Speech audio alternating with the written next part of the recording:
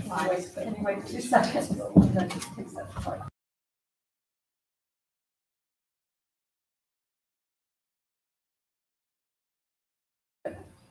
I'll meet into order at 5:35. Everybody will see it. It's the next one. Pledge allegiance to the flag of the United States of America and to the republic for which it stands, one nation, under God, indivisible, with liberty and justice for all. Charles, can you check the mics? Please, and thank you.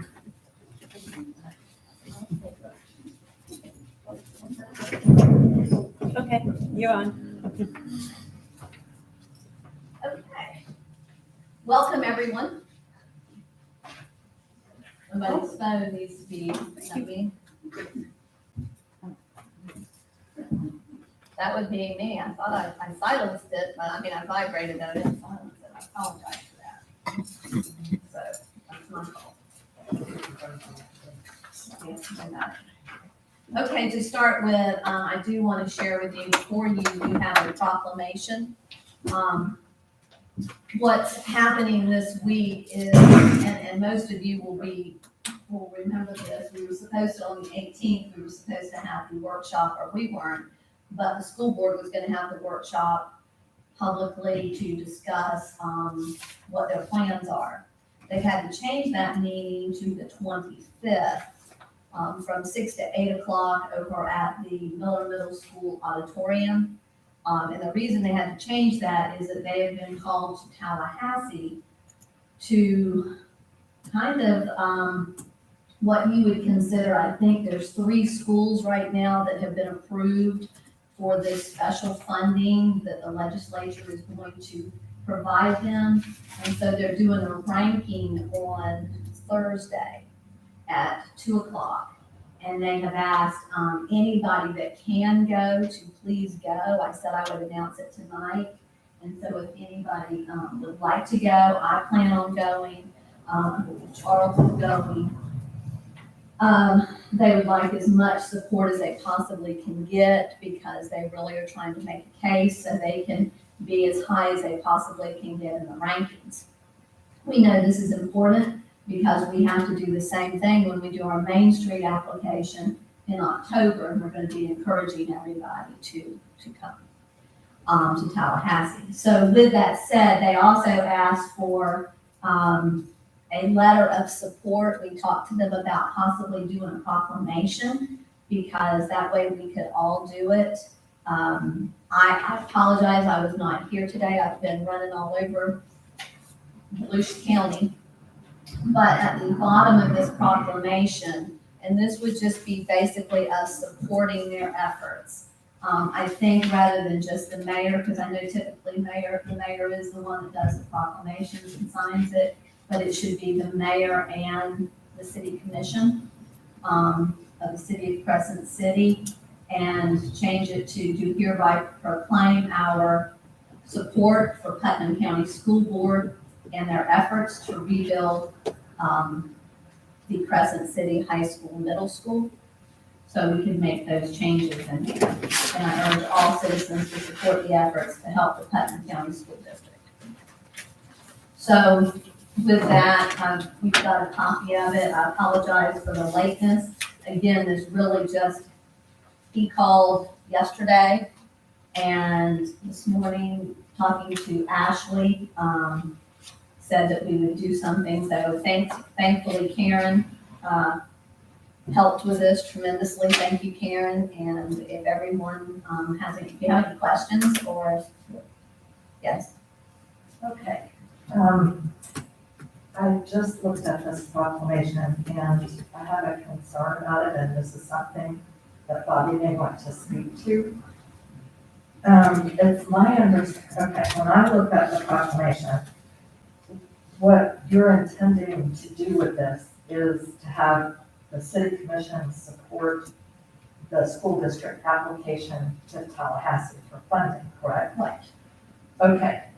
To make sure that there's no misunderstanding and we are not crossing a line somewhere, I would be more comfortable if this gets rewritten as a letter with, on behalf of all of us, to, I guess it's the Department of Education, is that correct? Yeah, it would be Department of Education, and we can do that. He asked me to write a letter, and I just felt like that as mayor, I wanted everybody included in that. Well, and that we appreciate, but there's a second part to this. It's my understanding that public entities are not allowed to approve or disapprove or advocate for measures on the ballot. And my concern is the way this is worded, and I know nobody's had a lot of time to do this. This could be construed as a proclamation by us supporting the bond issue, which is going to be on ballot. So I think it would be better for us, as they say, we're all concerned, if we did this in the form of a letter to dear whoever it is that's making the decision on the school funding, and to let them know that for all these reasons, take out the whereas clauses, that we fully support the efforts of our school district in applying for these funds and urge them to approve it. I think that would be just. And I understand your concern, and that by no means are we trying to endorse the referendum. And we can take language out of this. I don't know that a letter is going to be much different from really, we're all signing it from a proclamation if somebody wants to interpret that. I don't want to sign this. Okay, that's fine. Okay, I agree with Lisa. I told you it sounded like a sales pitch for. Well, when you do a proclamation, oftentimes it is, and that's what they're wanting. They're wanting as much support, so, I mean, you can do But it's whatever you something, but it's want something to. that we're all gonna be voting on at some point, whether we have to go through with some of this, and what she said is absolutely correct. They're going up, it doesn't mention anything about that you're going to Tallahassee for a And very specific reason. And I understand that, that's why I said, I haven't even had a chance, this is just kind of came up, and I was traveling with Karen and Tommy, and then trying to put some language together. But, I mean, I can write a letter and sign it too, that's, so nobody has to do that, I can do that also, but, I would like to sign, can I make a motion? Okay, I guess I would move, and I thank you very much for the pedal to the metal, everybody to do this. But I would make a motion that,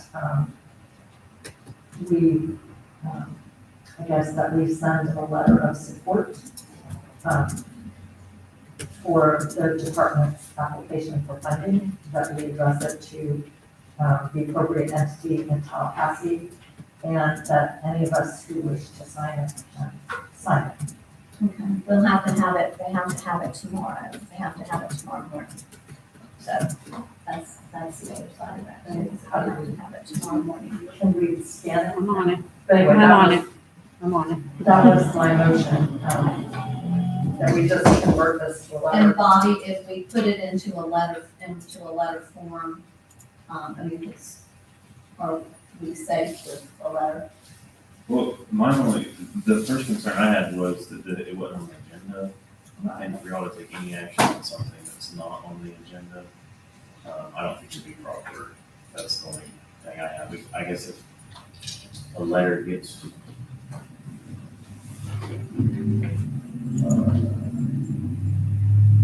Nobody has to, you can write a letter individually. If you yeah, I want think to. that maybe If you want to write a letter individually, you can write a letter individually.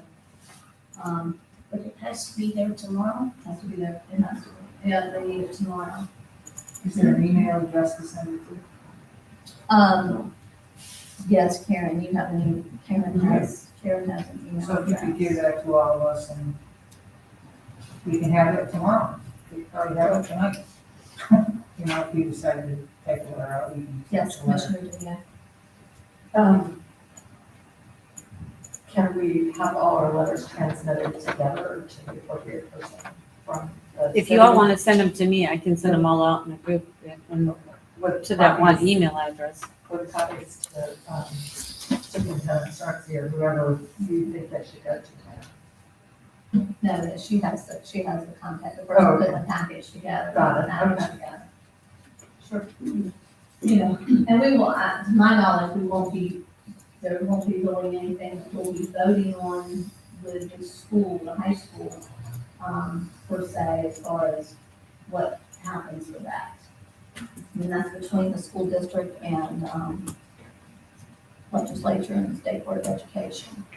So they're just asking for support. I know, Holly and Bill, talked to him late this morning, Commissioner Pickens, I know they're going out, and, I think they're trying to get as many people. I know Principal Adams is going up, and it all kind of just, they thought it was off, and then they put it back on. So that's it.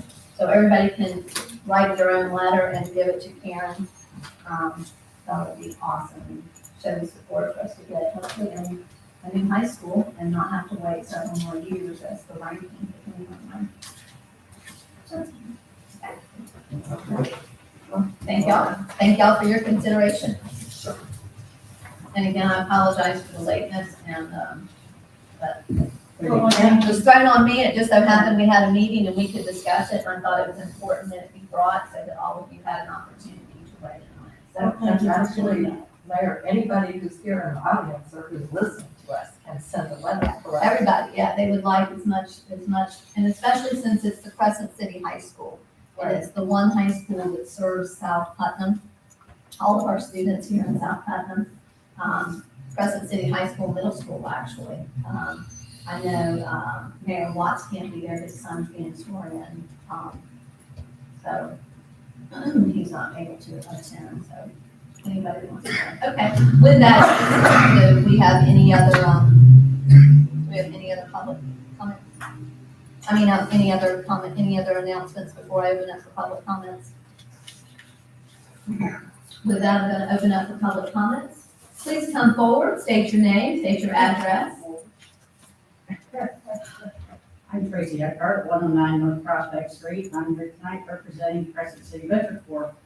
A little over a year ago, 5 of us decided that we wanted to do something to help the city. It was before Charles was brand new, it was before the downtown partnership. And so Cindy Martin, myself, Cheryl Snyder, Cheryl Layton, and Liz Roddenberry, who's lost somewhere. Anyway, we are the group. We're the ones that opened up the town last year for Christmas. We're the ones that brought you the sunsets. We're the ones that brought the Bat Conservancy here to speak. And tomorrow, we are going to pick up our first community bathhouses. We're going to Bristol River to pick them up. But I'm really excited about a project that I've worked on since, I don't know, January or so. You know, I brought it to the group. They were very supportive. We are very much wanting to be recognized as a place for ecotourism. And so I personally spent a whole lot of time doing this, and I'm very proud today to have received it from my printer, Scott King. But we put together a boardwalk for Crescent City. It was inspired by the historic home tours. And so I laid it out, and it was, I had a bird expert, happens to be my sister. And all the birds that you will see here are photographed here in Crescent City. We've identified over 70 species that you will see on a pretty routine basis here. My sister gave me lists of places that, because she's an avid birder, of the places that you see particular birds. You know, I know a few. I can pick out the cardinal and the Indian. But anyway, so she gave me the list. I thought, okay, this is great information. What am I gonna do? So I alphabetized it. I identified the pictures. Put this thing all together, and then it was like, well, this is a great idea, but I don't have the technology available. And so I was reaching out to try to find somebody to put this together, and there really is no one in Putnam County or surrounding areas. And even though it was a big deal for us, is a very small project, and graphic designers don't like little projects, or big company projects. So I was able to reach out to a former student who just graduated from Yale, and she's a software engineer, and she's working at Lockheed. And she put this together digitally for us. We went ahead and paid upfront costs, as we have with everything else we've done. And I made a proposal to the Putnam County Chamber. Michelle was nice enough to deliver that.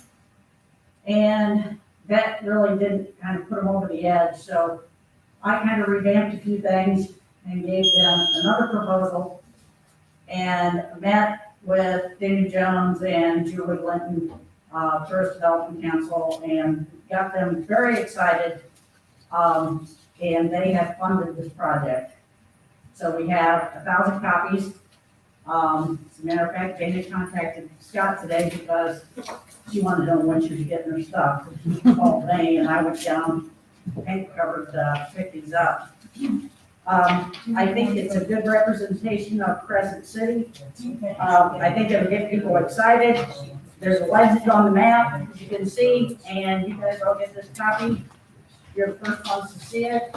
And I hope that you will identify maybe a couple of these things I've talked about with Crescent City Venture Corps, because our whole purpose is to help move this town forward. Now we have the downtown partnership. We're very much into nature and want to promote that, and that's why we've done this along with the community bathhouses that aren't coming. If you have any questions, just contact any one of us. I'm gonna say, thank you, I love this. Oh, one more thing. This month, for the first time in 20 years, they are redoing the Great Florida Birding Trail. There's a brand new coordinator for Fish and Wildlife. I've been in contact with her, and I'm hoping that having this will kind of put us over the edge. And our goal is to get Crescent City as part of the Great Florida Birding Trail. Yes, awesome.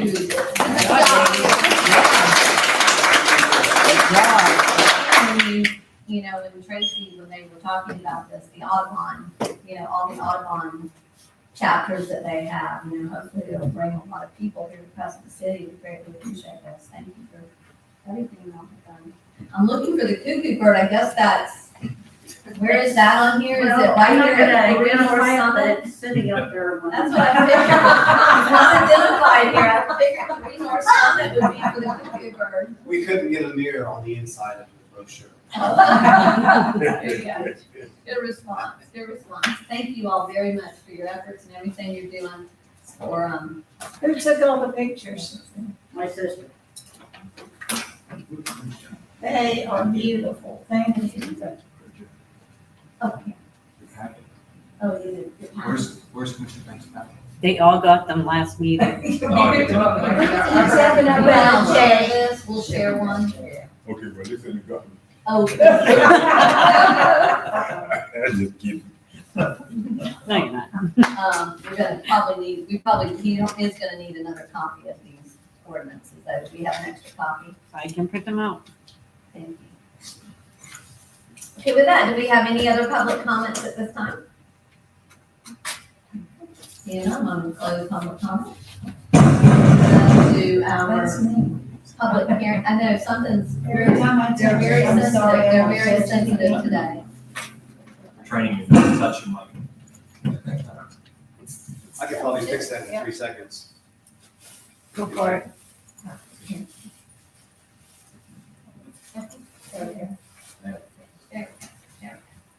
Okay, with that, we're gonna go ahead with our public hearings. Bobby, if you'll do the reading of ordinance 2022-16. An ordinance of the city of Crescent City, Florida, amending the city of Crescent City's land development code, chapter 3 zoning regulations, section 3.5 supplemental regulations, amending subsection 3.5.14 boats and motor homes, amending the standards for parking in residential areas, providing for legislative findings and intent, providing for implementing administrative action, providing for severability, providing for ratification of prior acts of the city, providing for conflicts, providing for codification and directions to the code codifier, and providing for an effective date. Okay. Commissioners, you've got the second reading of ordinance 2022-16. I have a motion before we start. So moved. Oh, second. We have a motion and a second. Do we have any discussion? I just have a question. Uh-huh. Okay, when I noticed, that on the last page, the dates for first and second reading are blank. And when did we do first reading on this ordinance? July 14th. Okay, because Charles's memo makes it sound like we never did a first reading. He left that part off. So, yes, you said we had a workshop and the planning and zoning board met, but it didn't say anything about first reading. So I just wanted to kind of figure out when we did that. We had first reading and then it went to planning and zoning. I think so. Mhm. Okay, We had first reading realizing that that probably should have gone to planning and zoning, and then it went to planning and Right. zoning, and it was. And then their tweaks are in yellow, highlighted in yellow. They mostly changed the title and so forth.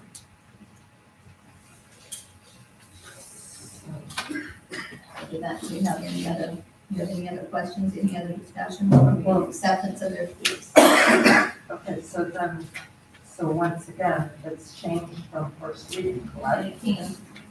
It's the final reading, they cannot Yeah, change just that can't change today. tonight. So today, we would not have we can change it, we just won't have a second reading, correct? We would have to bring it Oh, yeah, back. for a if you second change reading. it tonight. Change it, we just have to bring it back for a No, second. no, what I'm saying is, if we had first reading, and if we had first reading, and then it went to planning and zoning, and they made changes, then we're not adopting what we passed at first reading, Oh, correct? that's true. Yeah, that's true.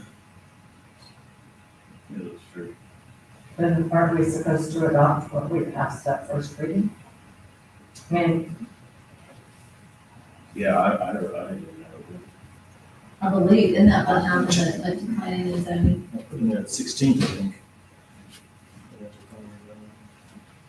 but Oh, maybe, no, wait a second. We were supposed to have second reading in, last meeting, but there was an issue. I apologize. There was an issue with the publication. So, Yeah, there was a, Yeah. yes, there was. Because it said motor, It said mobile. It says mobile and not motor somehow or another. So it, yeah, it went, Mobile. Yeah. P and Z was the 14th. no, we were at the 14th, correct?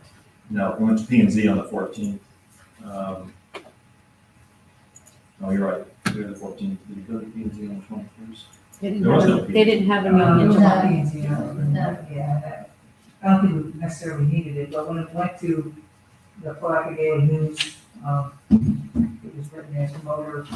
Motor instead of, mobile instead of motor. Instead of Oh, wait, I'm sorry, I'm mistaken. I wrote July 16th. It went on June 16th to planning and zoning. Then you had first reading. Okay, July so in other 14th. words, the changes that were recommended by planning and zoning, we did vote. Yes. Yes. Okay, you threw me off, Charles. Yeah, so now that's mine. All right, so the He's got so much coming at him that Right, it's hard- okay. it's hard for any of us to keep up with all the things that we've I'm telling you, been but, done. so actually, the memo that was in the packet should say it went to planning and zoning on June 16th.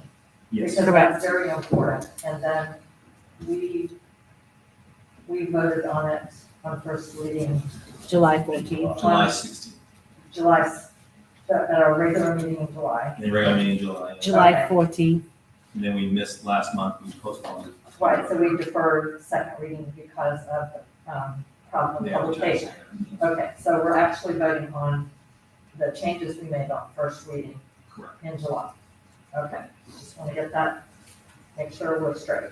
Okay, we're straight. Okay. So, we have any other discussion? Before I open it up for public hearing, public comment? No, I'm gonna go ahead and open up public comment. I've already Anybody? said it, thank you.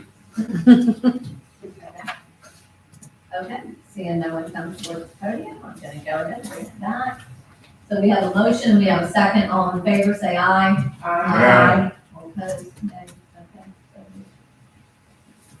okay. Okay, let's move on to our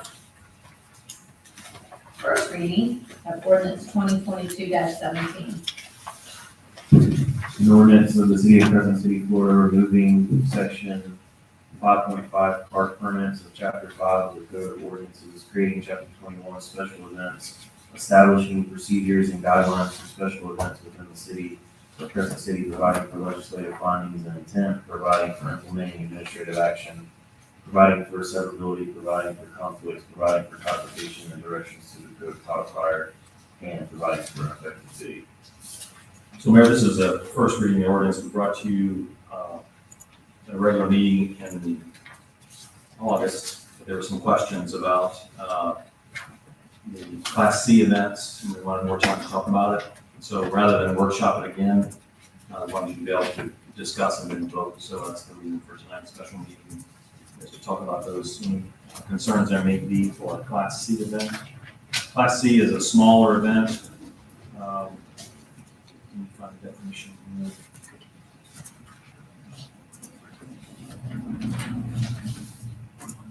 Means those events that have a limited impact on traffic, parking, and noise in surrounding neighborhoods and do not exceed the capacity of the facility or other property proposed to be used. These events may involve, but are not limited to, the private use of city-owned or controlled property, and are not open to the general public. And also include fishing tournaments, regattas, and races with less than 40 boats. Class C applications shall be approved by the special events coordinator upon receiving recommendations from the special events committee. So these are small events. Mostly to let us know they're happening, going on in the city. It helps eliminate conflicts. We end up with multiple events in the same pavilions, or kind of a way to reserve a pavilion, or multiple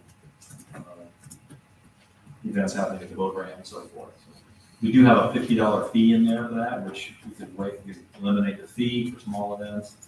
The purpose of this really is just, if you're gonna have a gathering in the city, we at least need to know what's happening, and then we can be prepared for it, and hopefully avoid any conflicts with facilities. Go ahead. Let me say this, did anybody come in and put it in the paper for the weekend? No, the big parties have not pulled permits. The birthday parties, I've heard there were some birthday parties in the lines that people are not pulling permits at this point for the gatherings that are going on. I'm talking about the hair. I heard that this past weekend. Those are we pop-up saw- parties. Yeah, it was pretty big. It was huge. And then they had, water slides and things out there. Yeah, it was not permitted. That was the weekend before last, or last weekend. The weekend before last was where, and they, You know, it was this week coming. okay. What do you do if it pops up again? Well, I think give you the ability to say, this is not a permitted, we can tell the sheriff's office, this is not a permitted activity. And you have to go. Yeah, this is a You can gathering, come back and get a permit and have it another time. particularly if there are hundreds of people, we'd say this would actually be a Class A or B. Yes, right. Because there's also a fee associated and so forth. I'm not gonna ask, I'm gonna hold off if that's okay with y'all, with us making a motion, because I think we need quite a bit of discussion here with this one. And we'll go from there. And see, I'm sorry, go ahead. No, I think before we discuss it, we should make a motion. That's If Well, you know how you well, do it. Well, I know, okay, then go ahead, because, just know that when we do that, there's probably gonna be changes, so this is, we're gonna walk through it, so go ahead. Somebody wants to make a motion? I so move. Okay, we have a motion and we have a second. Okay, now let's discuss it. Mayor, I have a suggestion about the Class C events. Because we had a public comment that said we should have a permit for Class C events, or birthday parties or anything. And I agree with Charles, I think that's very unrealistic, because nobody wants to invite people to an event, particularly, and tell 15 people to come be somewhere, and then it turns out that there's somebody else there. Nobody does that. If you go to a botanic garden or, whatever, everybody, public, private, you have to reserve if you want to have a little event, so I absolutely agree. But I read this very carefully, and I do think the point is well taken, that I think this ordinance is too complicated for the smaller, family, community-based events that take place in a single park.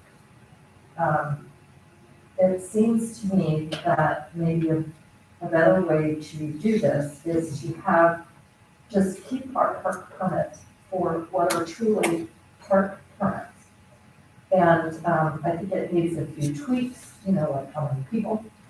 And then let the park permit be the park permit for the little things, and the special event ordinance be the special event ordinance for the larger things. I think it will be much easier for people to deal with and for us to get compliance. And as well, the way the fees are changed. Right now, if you look at our park fees in 5.6, which, by the way, this ordinance repeals 5.5 for permits, but not 5.6 for fees. But anyway, the way the permits work for little events, residents only pay $100 deposit. Residents do not pay an actual fee. Karen explained to me today, she keeps a record and they give their deposit, and then if Public Works says that everything checked out okay, there was no damage or trash, they get the deposit back. And I kind of like the fact that for a birthday party or a very small event, that residents don't have to pay fees, they just get a deposit. So I have some other concerns about the rest of the ordinance. But it occurs to me that we could make special events and parades the subject of this ordinance, and just keep the park going for all the little things, and people wouldn't have to read about that stuff. And they can understand it. Well, the only people that have to really read it are the event planners, I think. Well, I think if you just have a park permit, it's simpler, and you don't have to wade through what you have to do. Our little rules for park permits are really easy and simple. So that's one way to do it. Yes, sir. Commissioner Beck. Because, Recognize. in the past, we always, everybody trying to get to the cathedral. And so, you would have to have, something that, so somebody that come there, identify that you came up to City Hall in a file, and the time, and the date that you were supposed to be there. And, it used to get in some hot discussions there. Somebody be there, a church will be there, and they have everything set up, and when they look around, somebody else in there. Yeah, we need to, we currently actually have a permit. We've just been giving them a copy of the application. Is Yep, that and correct? then what I do is when they come in, they give me the application, they give me the deposit, and if they're out of the city, they give me the extra 50. Then I take it to you for you to approve. I take it back to my desk. I have a list of permit numbers that I use. I put it on the permit, make a copy. They get one, we keep one. Well, the permit, is actually just the application. It's just the application We itself. talked a little bit about actually creating sort of like Yeah. a border paper that says permit or something that we could actually put it up on the wall or seal on it or something like that. Yeah, we could do that. We could keep, I was just reading through, you might have to strike a little bit of language referring to festivals in 5.6. But if you wanted to keep 5.5 as sort of our picnic, it doesn't really talk about just if the activity will unreasonably interfere with or distract from public safety, health, and welfare. If that's your desire to keep a park permit, which would be, the Class C would still cover small regattas and fishing tournaments and other types of parties. The ordinance also gives us the ability to declare something a special event. So for instance, there's a house party going on, it's gotten giant, and there's a DJ and parking all down the street. We can say this is actually a special event. You need to get a permit and provide us with a parking plan and adhere to our no's, in the future. Mayor, can I respond to Charles's comment? When he's done, yes. So just about the Yeah. the private party that becomes a special event, that was one of the questions I had. I think you raised a good point, because what I didn't see in there was actually, language that describes what you just talked about, as when the city would be able to say that a private event, I didn't see it, that a private event could, become a special event. Or rather, an event on private property could become a special event. Is that fair? It is. It's on the, it kind of starts at the bottom of the second page, where it says special event. Means any public or private event held within the city in which it can be anticipated the number of persons will exceed the expected on-site parking ability. And then the next page lists, following activities may be special events, along with activities determined to be of similar nature by the special events coordinator. So all these things that seem kind of simple, if they become giant or flow into the street, and we can say, no, this is a special event. I know it was a birthday party, but 1,000 people, this is a special event, and you're going to need a permit in the future. Yeah. Yes. But, what seems to be happening, and I don't see it happen several times. Okay, you, get a permit for the pavilion. And then, another family or two come in there with tents. So you got a park full of people. You got one permit, whether, the person got the permit, got the provision, it's okay. You got that took care of. But I'm talking about the crowd. You won't have a whole lot of people. I don't see that happen. I see 5 or 6 tents. And people have their, bring their tables and they're here from the tent. And so, Our challenge is, yeah. once it happens, the day it's happening, It's too late. We Is need there to any get- way to post that any event has to come before the city to get permission and post it at all our parks? we can, those parks that have, Because I can see this is gonna be a problem.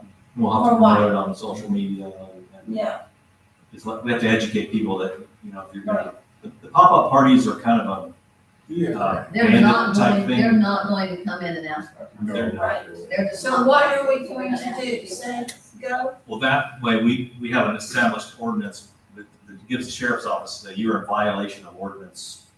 Ordinance that That's says disorganized, you don't have a permit. 2217, you've got to. Well, you better have a legion with him then. And that's an issue. I mean, It is an he issue, is- but it only takes 1 or 2 of those to happen before they get the idea. They'll get the permit, and then you can have your event. I think if they would perhaps approach that party early before, Right. Yeah, before it gets out of their hand. Right. once it's full blown, it's too dangerous, I think, to disperse a huge crowd like that. But, so this one, I think, would give us a tool. Not everybody's gonna come get a birthday permit, not everybody's gonna, No, right. but, for our legitimate festivals and events, they'll go through a process where we've looked at garbage and traffic and parking and We can prepare for it. I was gonna ask you this is gonna happen now, birthday in a park. No permit, are you going to find them? we don't have a fine for that. Right, Yeah. or what are we going to do? They're gonna say, so what? We're here. And that's gonna happen. Well, this is not when the sheriff, if they're causing a problem or whatever, the sheriff asks them to leave. Yeah, if they're not causing a problem, I think nothing to do, I think. I think what you're trying to do is if somebody, for example, my aunt gonna have her 98th birthday. And, we rented or, we got a permit and we had a bunch of people come, but we knew that was our space. Right. And if anybody else came in and put a tent or did something, no, all they had to do was make a phone call, and they came in and removed those people. This is they paid for this is their space today. And it kind of keeps things in line a little bit. But Yeah, it's not gonna be perfect, but Yeah, it They're not won't be gonna, perfect. I don't care what we critique here, they're not gonna be perfect, so you get that out of the picture. I just wanna ask a question, because I've read through this. I've read through this several times. And I've looked at, I've asked Karen right now, she's doing one from today, it's a very simple special events. They have a great permit application. It has all the fees listed on there for people to check off and different things. This for a small community right now, especially with us trying to grow and become everything that we're trying to become. What are we trying to accomplish here? That's really what I want to know is with all of this, and we've put a tremendous amount of work into it, and we have covered everything that we could possibly cover. But really, when it comes down to it, what are we trying to accomplish with this? we're trying two things. We want to make sure, one, that the applicant is prepared and understands all the aspects of the event. And the other is that we as a city are prepared. So a great example was when the boat races came, it was kind of a new thing. I mean, we've been doing catfish forever, but I think we probably fell into a routine. This is a new venue, a new event. And so we had to make sure we think of everything, what, are there going to be surprises on Saturday or Sunday? So I think this puts both the applicant and the staff through our paces to look at everything from who's going to pick up the garbage to can traffic get through? What if your parking fills up? Have you reached out to the sheriff's office? If you're anticipating this big of a crowd, have you made where will they park and do they understand our rules for noise and closing down and so forth? But I think it has us really look the event over. If they're saying, oh, we want to end it with fireworks, so there fireworks is in here, parades are in here, carnivals in here, whatever they can throw at us, it has us look at it and kind of grill the applicant on, are you really prepared for this and what preparations have you made? So we're not running around on a Saturday, like we didn't know you were having that show up, a herd of elephants or whatever. We've been through it all with them, and we worked it all out. I never forget, this just popped into my head years ago that town of Mount Dora had a biker organization come in and wanted to do a bike fest. And they said, no, we don't have an ability to do that. They said, no. So the bikes came in Saturday morning and parked one bike in every parking space in town and held their bike fest. Anyway, And they were scrambling to get the police up on duty and respond to the event. So this will give us the opportunity, I think, to vet an event. And for the event organizer, we come back to them and say, did you think about putting recycle cans out? Oh, no, we hadn't thought about that. Well, there's a way to do that and so forth. So I worked with this event. I don't take credit for all this work. This was the Palaca Ordinance. And I was both an applicant and on the review committee up there. So I had to think about, do I have barricades? Oh, I know I need the city to provide me with barricades. Do I have enough trash cans? No, can the city provide me with trash cans? So it had me think about all the aspects. Do my vendors have insurance? Is my fireworks, do I have insurance? Can I have bonfire now? Can I have bonfire? So it was good for me to run through as an organizer, and then when we reviewed it, it helped all the staff ask for what they needed to do the event. see, I think this is a great idea, not to be restricted for what we want to do or what we want our citizens to enjoy, but it makes, when you're looking at your special event and sit down with that committee and discuss all these things, I haven't thought about a recycle. Yeah, and it'll look scary, it's thick, but Yeah, a lot of things that could happen in a special event. right. And then we're prepared for it with law enforcement and maybe city employees, et cetera, et cetera. I think it's kind of, it almost acts like a manual, good place to start. Yes, Right. right. Okay, let's sit down and discuss what we got, what we're gonna do. And it's not gonna be exactly everything that's in here, it's gonna be what we end up with at the end of the discussion. But these are some of the things that we ought to discuss for your event. Exactly. That's what it's. We want you to have it, but let's Yeah. make sure that all the, No P's and surprise. Q's are Yes. looked at. So you got people that they used to have, they come to the beach now. They used to didn't come like that, you know. But they have their little tents and then they get to the table and they put the tent up by the table there. And their little 10 or 15 people is big. Then anybody over in the divisions, they there. Yeah. And the other people, well, they tent, they there. And some of that's fine. Yeah, that's It's good. just that when all of a sudden I want the whole beach for myself, Right, because yeah, I got this big thing going on, right. you know, some kind of special event, well, then we have to talk about it. And I think we had something, I don't have it really, the statute in front of me now. I think we had something about them putting up a water slide in the inside. Yeah, In the beach? In the Yeah. beach? yeah. I think I Inside heard of the about city that, property yeah. inside. We did that for Constance and Finance, they did that as part of the permit. No, That was over the water slide, No, One it's like just, Constance and Finance. when you go in and, you know, or bounce. yeah, now, something like that on the heritage park on some sense.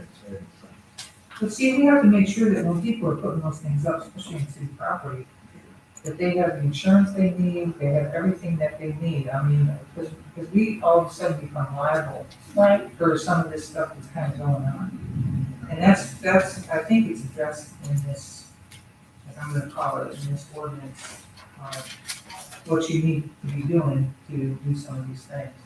So, anyway. I just want to make sure that with whatever we're doing, that we're still trying to be event friendly. Yes, yes. And I think we have to be careful with the message we're sending, because here we are, we're trying to encourage people to come in here and hold events. And we just want to make sure that we're event friendly. And we're still a very small community. I think what I gather from this is what we really need is that we need the establishment of your committee. Definitely, we need a special events committee so it can be reviewed, and those people that are what they're responsible for. I guess we need a special events coordinator, and that would be not you, but well, it'll start out being me. it'll start out being you. Okay. And I mean, so to me, that would be the most important, is that we establish that. I don't know, when I read through this, as much as I want us to.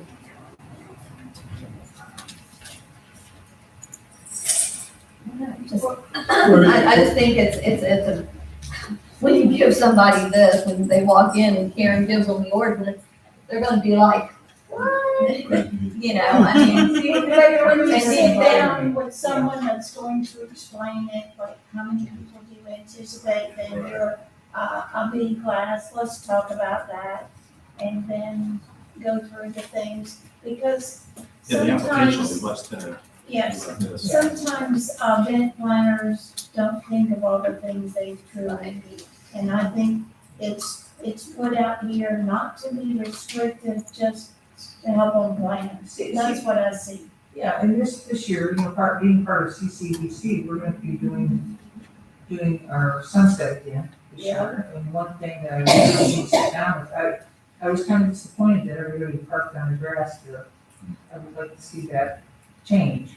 And so I'm gonna be sitting down at some point and getting with these folks to say, Problem what is, can we do and by how, the third one, you had a lot of people there, that's what I mean. and where else can they park? But it's not But a we daily, have to discuss it, yeah. you know? and see What if I'm we can come up saying, with it's something. not a daily thing, it's No. not gonna hurt on occasion.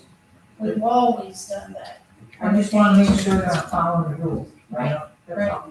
Yeah, Commissioner Vega, you've been waiting to speak. Okay, thank you, and this is a lot to go over, there's a lot in here. So my observation about this, I thought you had a great question, what are we trying to do here? Because that was my question also. And coming from a background of living in two places in the middle of events, I lived in the middle of Gasparilla in Tampa, where I lived right in, the Catfish Festival has happened around our house for 4 years. So, and Maybe next time, I should probably want to check and make sure that there No are events around. no events around it. if this is just, so this is my take on this ordinance. We have to keep in mind, you want to be event friendly, but we're a very small town and we're mostly residential and small businesses. So as much as you want to encourage events, and I think we need to talk about that on a larger scale as to when the mayor said, what do we want to accomplish here? We need to talk about the balance between events and encouraging long-term businesses that are going to stay here. Events have an impact on residents' use of their homes, and they also have an impact on small businesses. The things that concern me most about this ordinance are the fact that, well, I'll just give you, for example, I'll start at the back. In the very back, it talks about residents within 1,500 feet of an event that the event organizer needs to send notice and to have a meeting at a place designated by the city. My feeling about some of these events is that really the city, this would be my specific suggestion, the city should provide notice for Class A and B events to all residents. We have a way to do that. We have, The water bill. well, with the water bill or message, we send out messages, we post everywhere. Simply because some of the events, we are looking at a very, very broad ordinance that, it talks about air shows and water shows and closing streets. All that can have an impact on residents and small businesses that staff may have no idea what people have planned. For a business may have an event, a family may be planning a wedding or a big party that they're putting a lot of money into. So I think it's a good idea to notice everyone and let them know that a Class A or B event is on the table.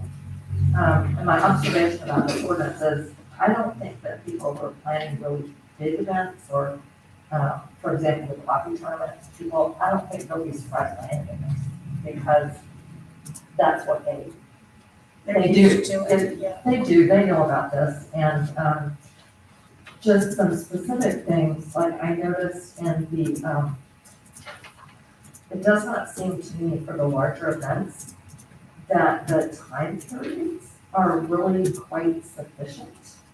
Let me see what it says, applications, deadlines, definitions, application, approval process. Yeah, it says Class A, which is over 1,000 people. I think as you have it down as 90 days, is that right, Carl? So it sounds to me. Right, and then, or no, it's 60 days. 60 days. 60 days. 60 days for Class A, and I think 30 days. 30 days for Class B. To me, somebody who's coming in with a Class A or B event, now, and I'm not talking about a recurring event like the Veterans Day Parade that is community-based.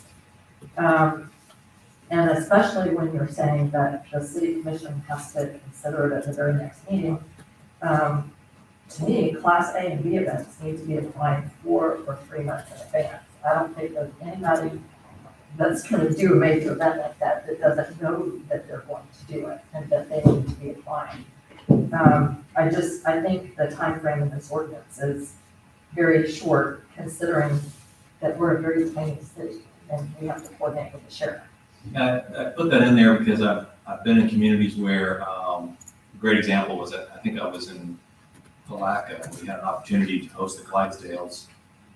If we could act right away, and I didn't want our own ordinance to be a no for us, and that would be probably over 1,000 people coming to watch them walk down the street.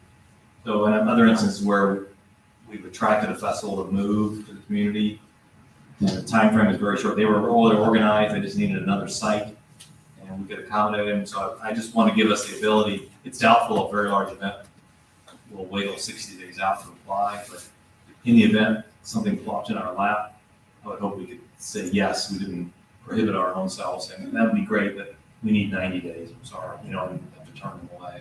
But can't we always, waive something, if you have something that's, what concerns me is we're a very tiny city, we're not Alaska. It says here, the special events coordinator may waive these deadlines upon consultation with the subcommittee of the special events. But I'm saying, to me, I would rather have the deadline be longer and more realistic, and then use the waiver for a very special event that we can kind of vet ourselves or want to bring. There's a big difference in the city manager or the CRA director seeing an opportunity that they know will work than allowing people we don't know to just come in 60 days and pitch an event to us and then have the commission required to consider it at the very next meeting.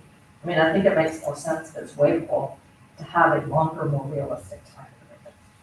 And I was incorrect for a class to be at 60 days, it was 60 days. Right, because you want to have plenty of time. For people that you don't know and that you're not familiar with, you need that time. And as well, it concerns me, I think some of these things need to be ratcheted back a little bit. There needs to be more approval for some items by the commission because they're going to be affecting businesses and residential areas. And if you just have approval by the city manager or the events committee, there's really no opportunity for the public to come in and speak and say how this would affect them. That's the way we are now, actually, just my approval. Well, Special events. right, but we're saying we're going to be, This opens it up, the larger events would have to come to you, Class A event would have to come to you. right, but there's a lot of things in here that could potentially be very impactful on the residences and the businesses. And I think some of those things should be approved by the commission so that people can have an opportunity to have input. Now, I noticed, I just glanced at the various ordinance that the mayor distributed, and it talks about an appeal to the commission. I don't know which way that goes, if it's an applicant or resident or whatever.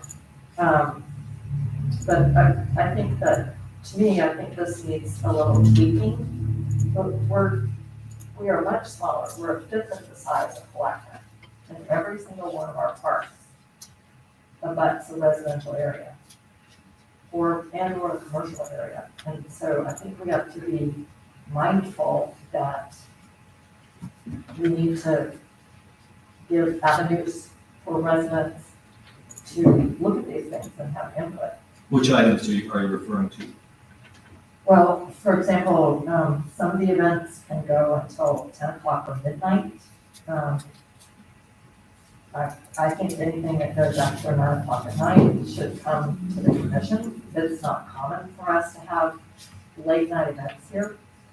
Sale of alcoholic beverages, I think those should come to the commission, Those two. all of them. Yes, the city commission may grant special permission for the sale, consumption, or possession of alcohol beverages and containers. So, and noise exemption, I think that as well should come to the commission. I think most of those things I do. do. Yeah, Um, okay. I can't say they do, but But some of them under Class B events, I think, no, it says special events coordinator. And that can be a pretty big event. And then technically, there's a mention at the very end in section 21-201 about air shows. And I don't think it says what class of event it is.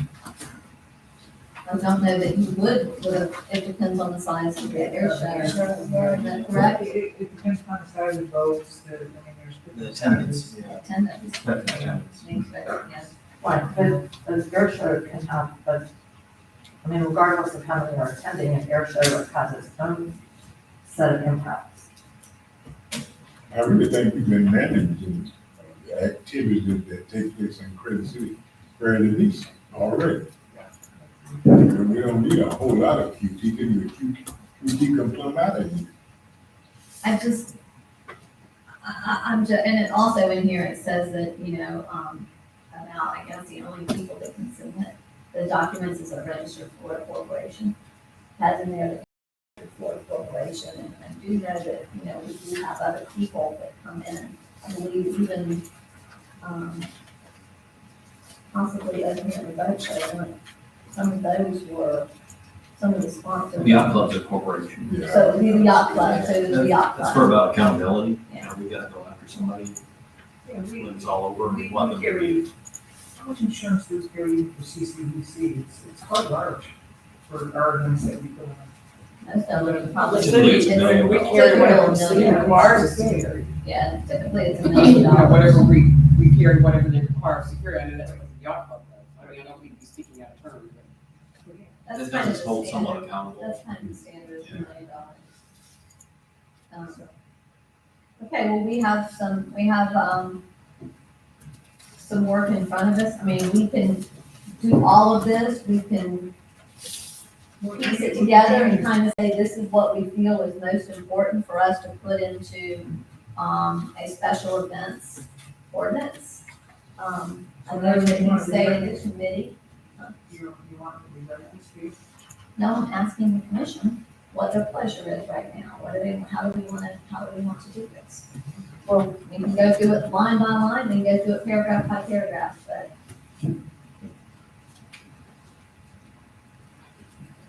I have a question for you.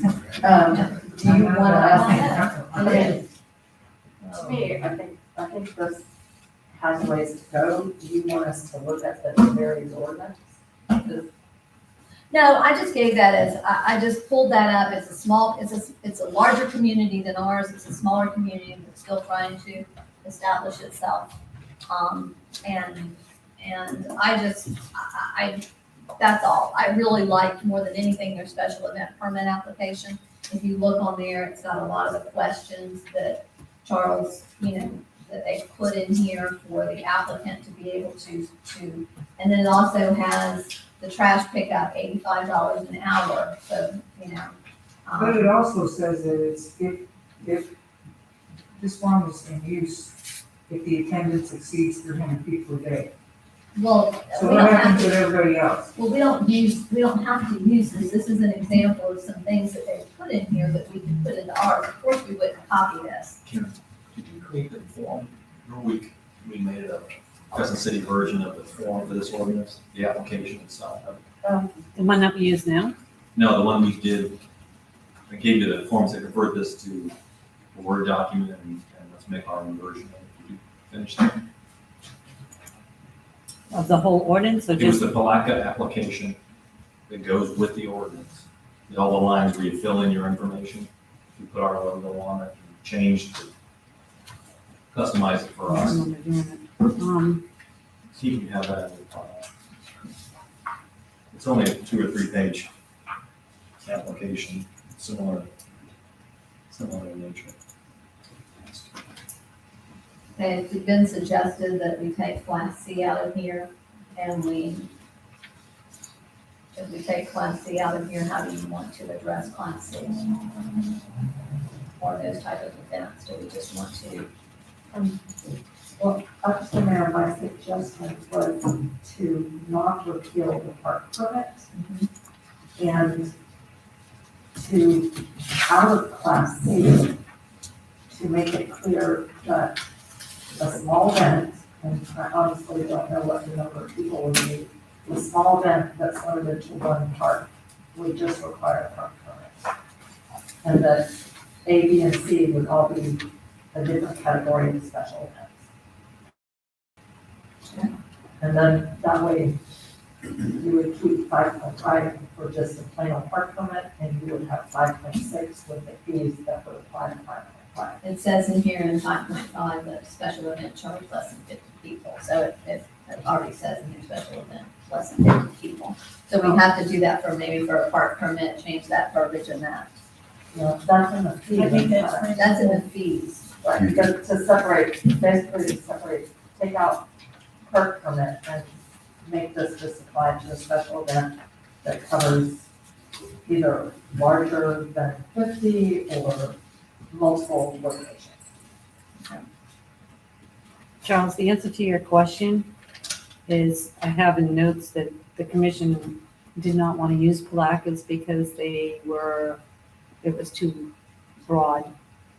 The application itself. Yeah, the application itself. Too broad or too detailed? Well, it was more or less, because they had more to theirs because they have more parks than we Right. do. And they have Little League and softball. So maybe what we wanna do is look at their permit, and that's what we need to say, okay, well, it doesn't fit for us in that particular application. I don't think I necessarily wanna go through this whole ordinance and do it line by line here, which you don't like and what you like. But I like the idea of A, B, and C. And maybe, yeah, I'm not sure which application, It's just it's fill in the blanks. well, I filled them out, and I sure I filled out my blanks, but, Yeah, but I mean, it's, to me, it's not very complicated, it's pretty easy. I like this because it's been in use a long time, it's been vetted. I feel like catfish is probably the same caliber as with in caliber in the event in Malacca. So I think it would be the same kind of vetting. And our hope is in the future, we're gonna have a whole calendar of special events that are growing and potentially expanding beyond their venues, where we're looking to expand them and we can have regulations in place to deal with that. Well, when I looked through this, a couple of things. Amplified sound, is that outside amplified sound or inside amplified sound? Well, these are all outdoor venues. This is our Okay. festival, so you're gonna have a band or ambient music or a DJ or whatever. That'll be amplified sound. And it does say at the end of each description of the classes that any deviation from municipal code standards shall require city commission approval. So if you want to do something out of the ordinary, it has, even if it's a Class C event, it comes back to you. So that's where the time come in, I either have a special meeting. Exactly, you can vote on it. Right. to You vote can on. say no, you're not gonna do that, but, Or yes, or exactly. When you go to waiver, when it talks about waiver, and I think this, I don't understand why we need this, an affidavit listing all suppliers from which they've received goods or services in connection with the event. What section is that? That's gonna be in, that section, you see it, 21 dash, Says the city may require reports covering activities connected to the responsible organization. So, and that's there in case they come to us for a festival grant, we give them a grant, help them out. And then later we hear they haven't paid their vendors. You know, the people come to the city saying, you gotta pay us because they didn't. So we can say, no, you need to you need to show us your books. You know, we need to see that everyone's paid. So that's just, the city may require reports. If requested within 120 days to close the event, you have to submit a financial report or audit listing the income and expenses, an affidavit listing all suppliers. So that's if there's trouble. If there's, we're getting reports of unpaid bills or any malfeasance, or there's a, you know, whatever the allegations are, this gives us a line where we say, well, we need to see your books. Well, I think you should be specific that if in fact they've received, put some language in there, that if they have received any CRA, city funding for the event, then we could be entitled to that. But outside of that, I don't know that we should be entitled to that. So what if we also, we don't charge them for barricades and trash cans, and we waive the fee for the park, and we bend over backwards to come in, and then people are saying these guys are crooks. And we said, let's say we never come back, but meanwhile, this just gives us a means to say we need transparency with your event. This was an issue ongoing with Bluegrass festivals, ongoing allegations of mismanagement and requests for funding every year. So we can strike that, but it just says we may ask for that information. If we feel like something's wrong. Do you think we should strike that? I think if it says may, I think We that can, kind of, yeah, we can or we don't. I think if it says that we request this every time, that may be a little overboard, but I think if we give ourselves the ability, I actually think that it should stay in there so we have the ability to do it if we want to do it. Does Or it make sense? if a situation arises, and we don't have to do it every time, but if something like Charles was saying came up, it would give us that ability. Yeah, we'll be covered. I think though, I think that we need to be a little more specific, because what if we ask it from one and we don't ask it from another? That's all. And what's that? Right. I know, but Yeah, if that's where I would, it seems like only when it has to, if somebody is really not following. If there's an issue. Yeah, if there's an issue. You just talk like that, there's not gonna be any issues. And in the 4 years I was on the committee, why did we never ask for those reports? I think we have to keep in mind that we are letting people use public property. So if we think there's a need, then we, as Bobby said, we should have the authority to do that. okay. So where are we? Where do we want to go with this tonight? Well, we have a motion, we have a second. I mean, I am happy to go through this page by page because I have specific concerns. I talked about them generally. As well, I am not really comfortable with doing this on first reading at a special meeting. I think it would better. I think given the breadth and impact of a special events ordinance, I would rather see us bring this back for first reading actually at the next month's regular meeting.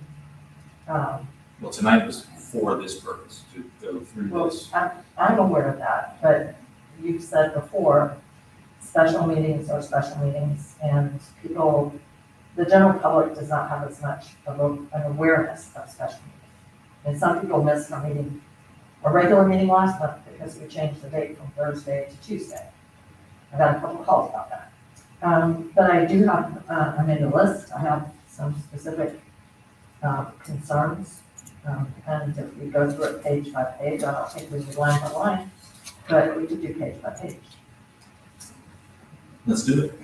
Otherwise, we kick it to the regular meeting, that agenda's already getting Yeah, long. I don't You're not want to gonna do wanna a do regular another. meeting, we need to get it taken care of Too here. long. We're going to take care of here, and then, I mean, if If we you want to delay the weren't, vote until next time, we could and have a clean.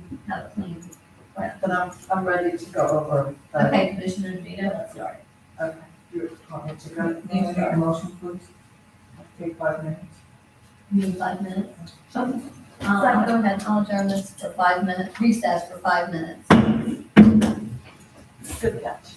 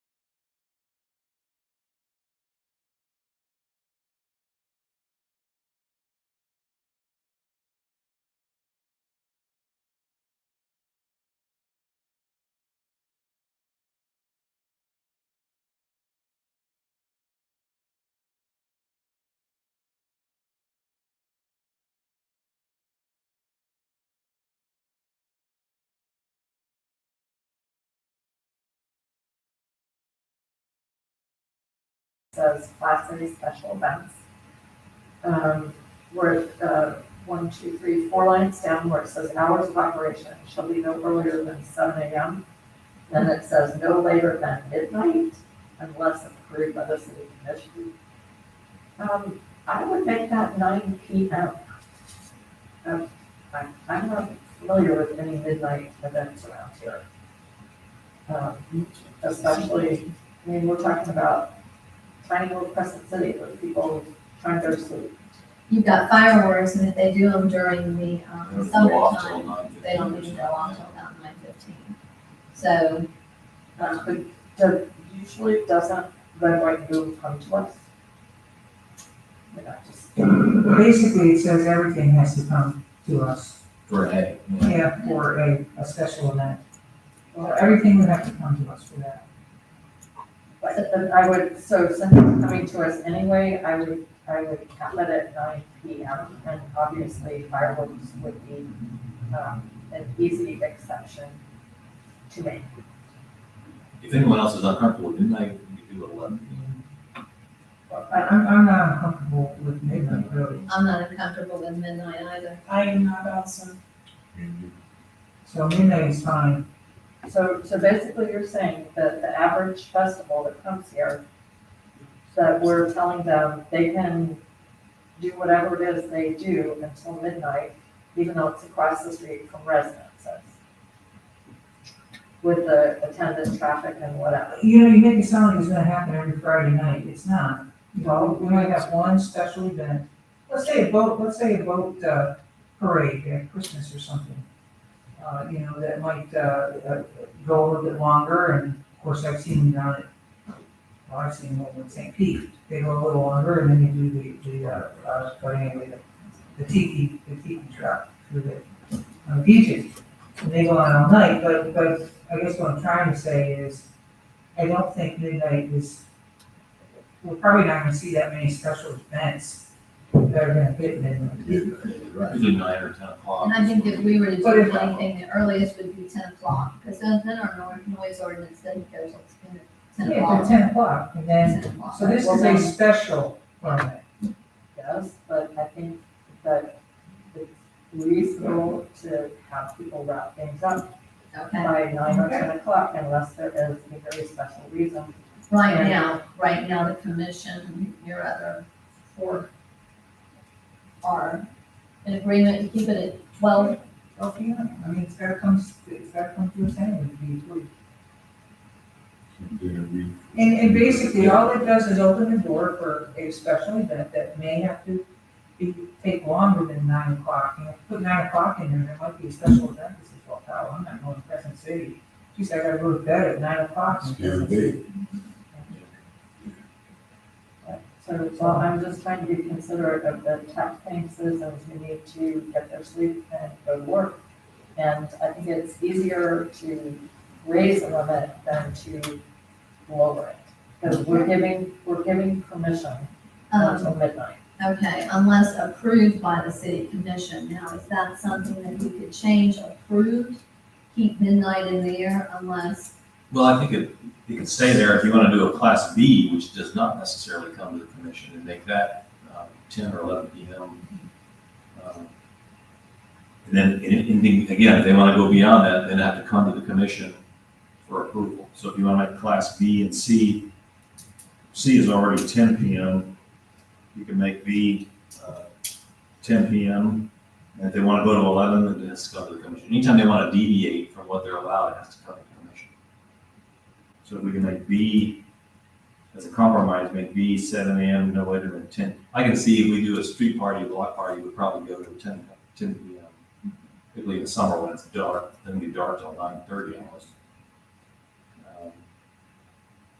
And then they said, no, well, we really want to wrap up at 11, then, okay, you gotta put you on the next commission agenda.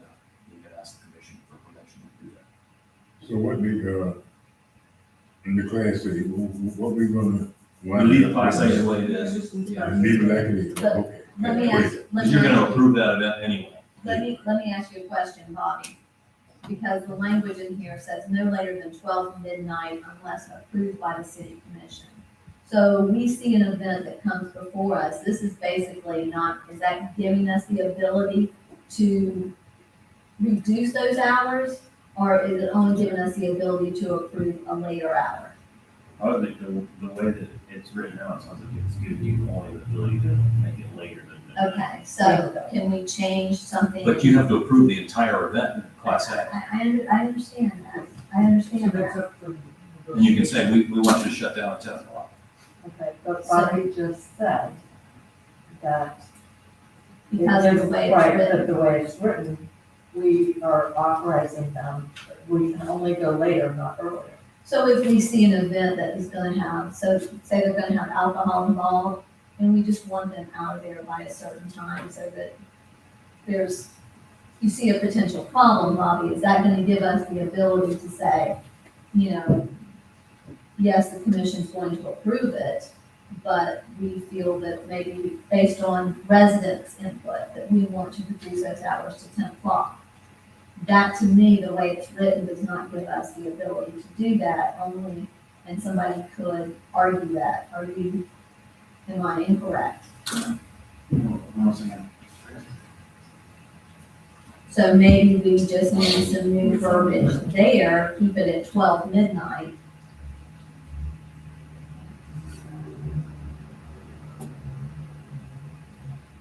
If you're gonna keep fishing tournaments as part of this, then, overnight tournaments will not be allowed to happen. Because you're out there on the water at 5 in the morning, Well, that's the other thing, yeah.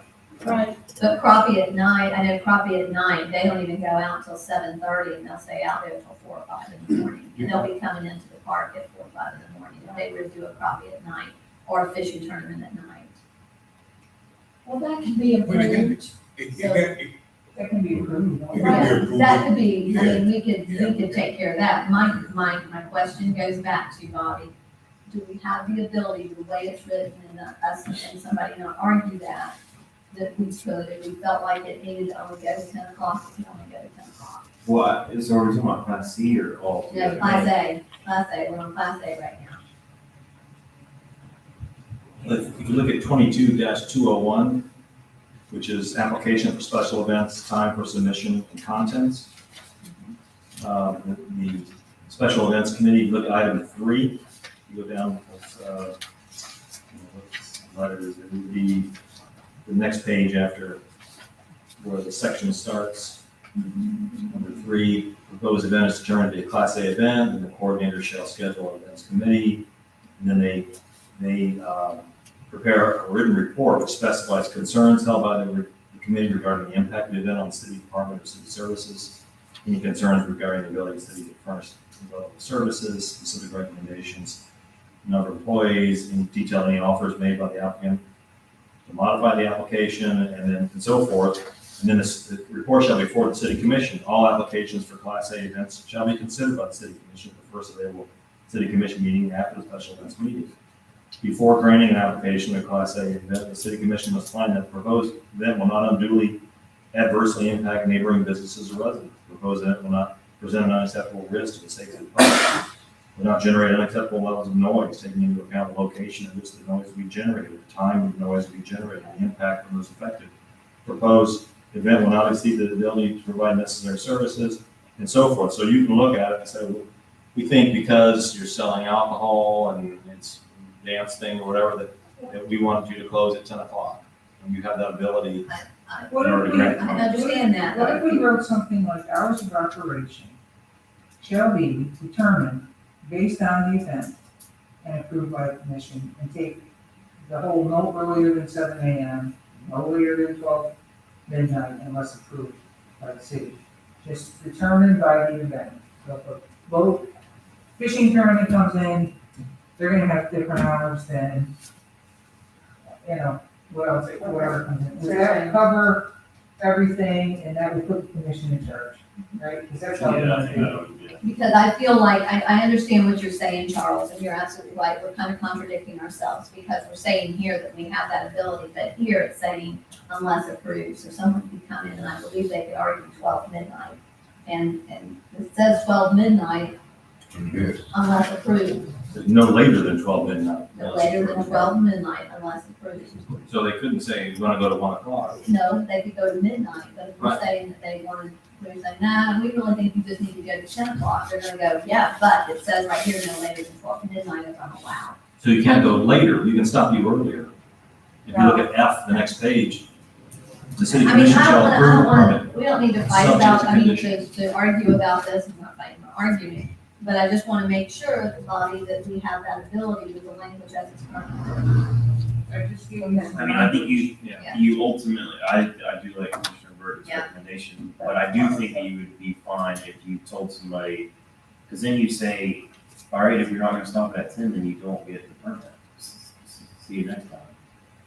That would be the way that you would fix that. That you would base your approval of it So on it's- those conditions. Everyone, in favor of Commissioner Burton's language? Yes. Yes. Okay. So strike hours of operation shall be no earlier than 7 a.m. and no later than midnight unless approved by the city commission as recommended by special events. And just put in, hours of operation shall be determined based on event and approved by commission.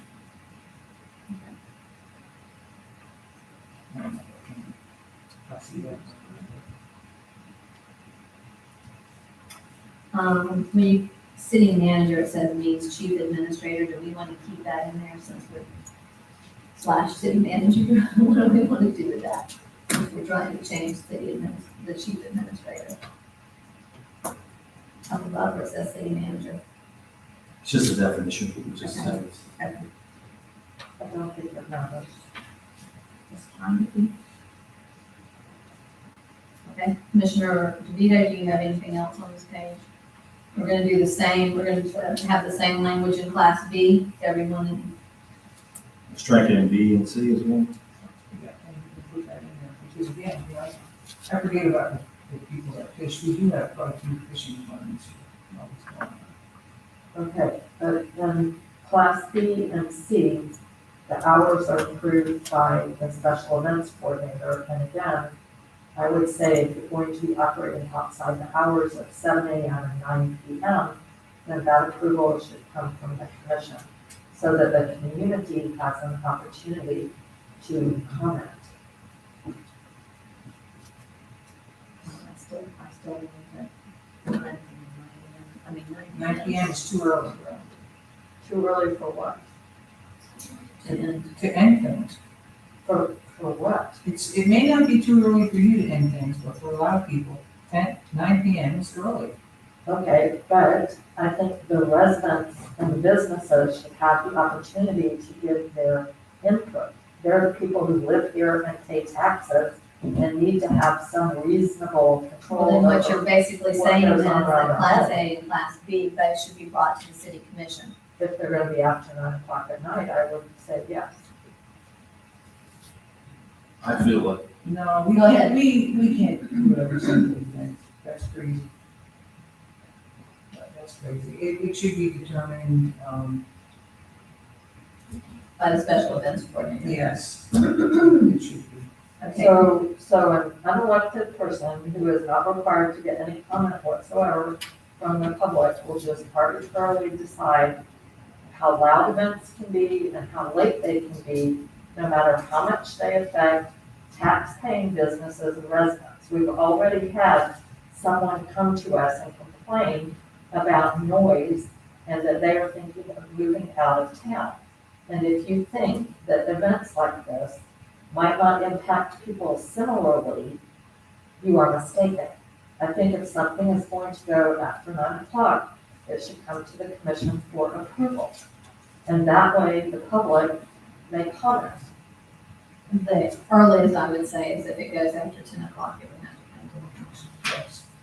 And I agree with you, Mother. So you're We can saying add that, some language in there that if an event should, you could take it to 10 o'clock, no later than 10 o'clock. Any request after that should be brought, the applicant should, have to go to the city commission for approval. This is for class B. Class B. or what, it should be both? Nope. I'm sorry, what is the difference? Because up until 10 o'clock, the coordinator has the ability to approve or disapprove it. After 10 o'clock, if they're requesting anything after 10 o'clock, then it has to come to the city commission. We're basically, Commissioners, how are we on this? Is everybody in agreement on this? I think so, yeah. Okay. Now, Class A basically comes to the commission, but any Class A comes to the commission. And we've pretty much said that variances to the above limitations and any other municipal code standards shall require city commission approval on Class B. So you want C to also be the 10 o'clock language? It's past 10 o'clock. Yeah. Well, it already says it, you know. Well, we're striking the no earlier than 7 a.m. You No, see, okay, not all of these things are going to be happening at both now. These are gonna be happening in people's backyards and front yards. This is really kind of inconsiderate. Because you're talking about because having multiple events. it's kind of like if you buy a house, buy an airport, I'm sorry. planes are gonna fly over you, so we have a city park for people to be able to use For events. for events. I mean, that's, Not when people bought their houses, you didn't, But you know, if I want to party on my property, but we have rules about that too. we have rules about that, and at 10 p.m. I would have to stop. the same thing with this. It's the Class same B thing would with be this. at 10 p.m. you know, I know during the Catfish Festival, this Art Road, whatever his name was, operates that bar out there, he sets up and the band be out there, and I don't know how long they stay out there, You don't anymore though. you know? Right, there were Well, complaints. we had a Catfish Festival 2 years, 3 years. Yeah, well, moving on. All right, next, slide on.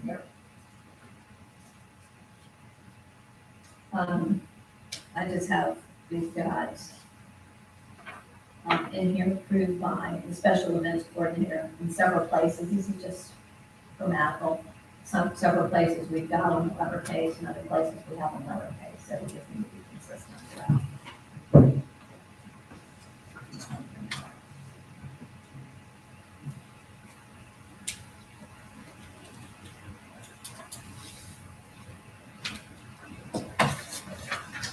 You know, I know our people, basically, that stay in our area, basically come to us with situations, but you know how I kind of control that?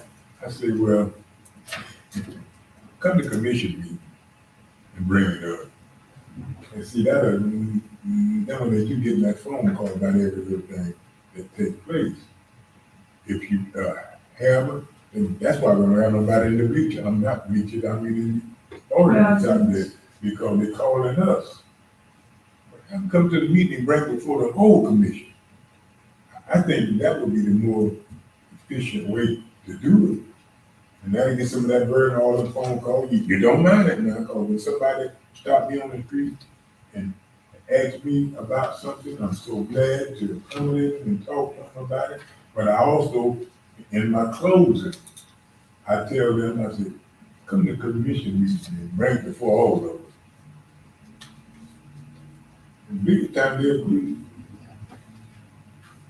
And then that we got another body out there in the public.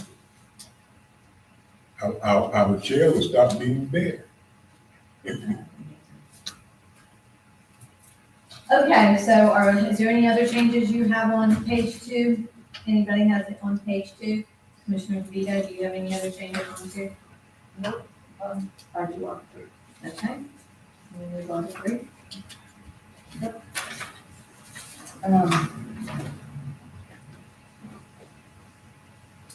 Okay, on 3, there is a list of activities that may be special events.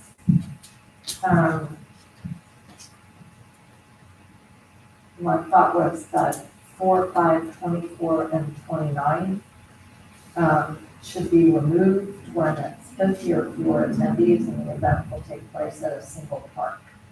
That would be for a park permit, but I don't know that we need to, I don't know, to take them out because it just says may be special events. It's just meant to be a catch-all. Yes. So they would, in other words, this would only apply if they hit the attendance level. But there's a problem, the event. Well, you said it before, somebody's using the park for a birthday party and another group shows up. This gives the first one who's gotten their application the right to be there. Not exactly. Or like a block party, they're actually in the street preventing traffic from getting through. Right. Right. You know, it just gives us the ability to try to catch everything, so it doesn't say, well, I'm not on that, this event's not actually on the list. So Right. try to be comprehensive in Okay. what could happen. But if it's a small event and it's just in one park, then it's gonna fall under park fund. Yeah, we Okay. would. So it would have to be a very large birthday. Or a wedding, or a revival, or a picnic. Huge, You know, okay. the church Right. has, sometimes they'll have a picnic over there, they'll sell Putnam, you know. Anniversary or something, yeah. 200 people. Got it. Then also on, this is page 3, down at the very end where it says special events coordinator, we might want to make it clear that that is an employee. The special events committee, it says, will be composed of the special events coordinator and city department representatives. But then it doesn't actually say the special events coordinator is a member of the city staff.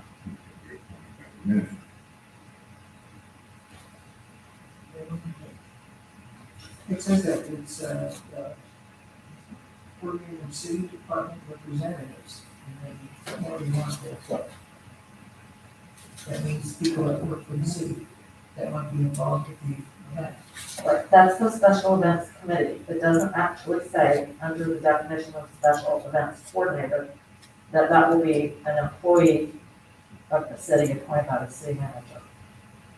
Just doesn't say it. So you just want us to add the language shall be a city employee appointed by the city manager? I would say so. Yeah, well, it, all these come through the city manager, you know. Is everyone in agreement with that change? No volunteers, huh? I'm just thinking, what if it's not an employee? Well, I think you get, when you're dealing with a special events coordinator who's, Charles, this is on you, so how do you feel about a coordinator that would be a volunteer and not a city employee? I can't imagine that I would appoint somebody who was just a volunteer. Just from a liability, I mean, there's a liability. Yeah, I mean, Liability there. I don't have any trouble adding to be a city employee. Okay, that's okay with me. Commissioner Vita, you have anything else on 3? Anybody else have anything else on 3? Not, we're gonna move on to 4. Let's move on to 4. What do you have on 4?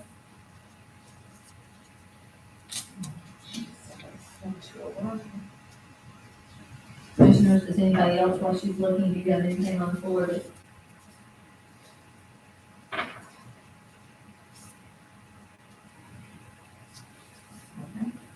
Okay, well, I don't know where I put this, but, okay, here we go. I don't think the timeframes are long enough, which is what I said at the beginning. I think Class A special events should probably be, tagged for 120 days. And I wouldn't mind making Class B 90 days, and we're talking about big events. Because as we discussed earlier, it's waivable. It's our option to waive. Okay, commissioners, is everyone okay with 60 days? Or do you feel that we need to increase that? As suggested by Commissioner Vito. I think 60 days is fine. I think if you pull it out too far, I think 60 days is fine. I mean, you know, there's a lot of things that kind of happen on the fly. I think you kind of made mention, you know, in Margot, for the longest time when I lived in Margot, there was a train that went down the surface. And it was fun. Okay, it was a big deal. And I'll tell you what, you wanna see some people, you know, there's a park there in Marshall, and you all line up and you wait for that train to come. And I'll tell you, you get the best tomatoes too over there, okay, because, but, it was impromptu. It was, the train's here, you know, and everybody would just go and watch the circus. They made it a real big deal. We didn't get 60 days to plan it. We got probably about 24 hours. So I think if you go too far, I just don't think you need to go that far out, 120 days. 60 days is fine. This one with Tavares, it's 30 days, and it's a 30-day, we have a 30-day application required. The, So, the it's, distinction, For Class C, the 30 days is good. the distinction that I see here is that we are not Largo and we are not Tiberius. We have a very small staff, and we do not want to get ourselves in a position of being jammed and not doing a good job. We can always waive it and allow people to apply later, but we can't require them to apply earlier, and I'm not done, this is a big concern. Have a training staff. Our fire chief is a part-time fire chief, and we have to coordinate this with the Putnam County Sheriff's Office. We're talking about events of 1,000 people or more. okay, Commissioner DeVito has recommended 120 days, commissioners. And that's for both Class A and Class B, or just Class A? 120 for Class A and 90 days for Class B. Okay, commissioners. Are you in agreement with this change or not? No. Commissioner West? Commissioner Banks? No, Okay, Commissioner DeVito, do you have anything else on this page?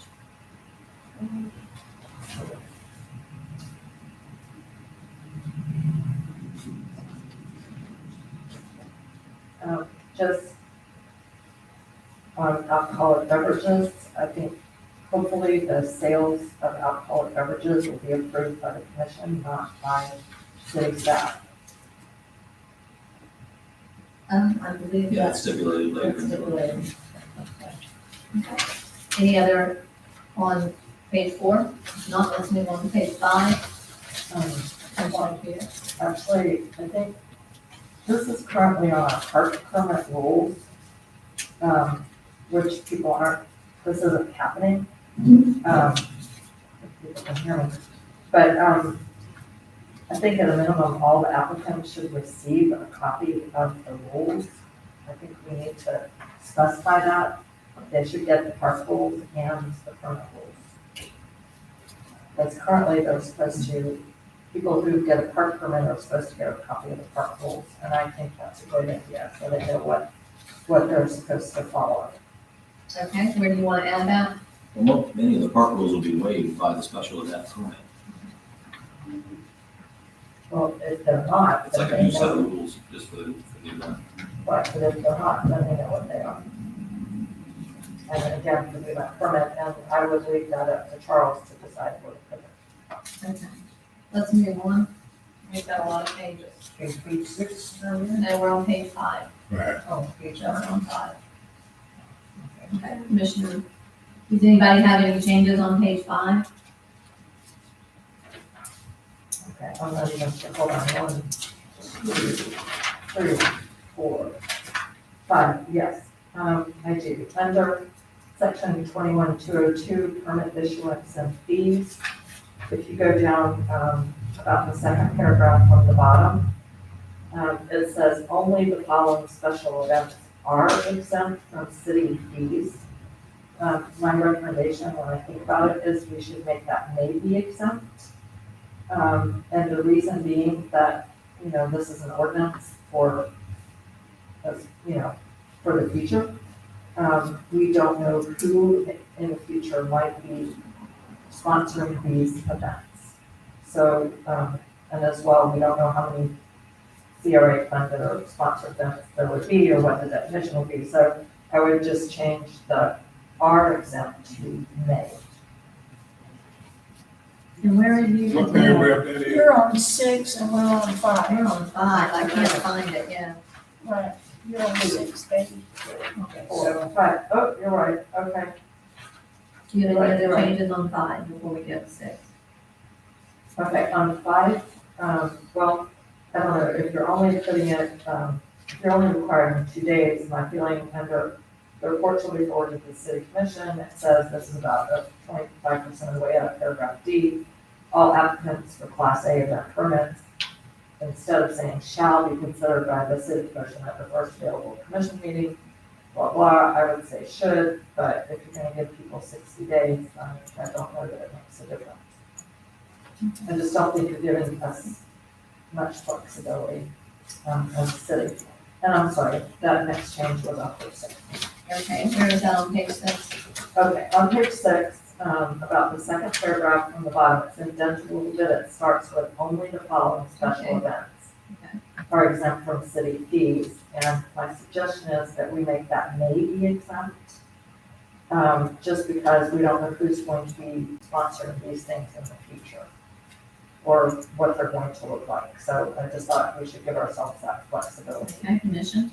That's okay with me. That's fine. Yeah, I'm all right with that.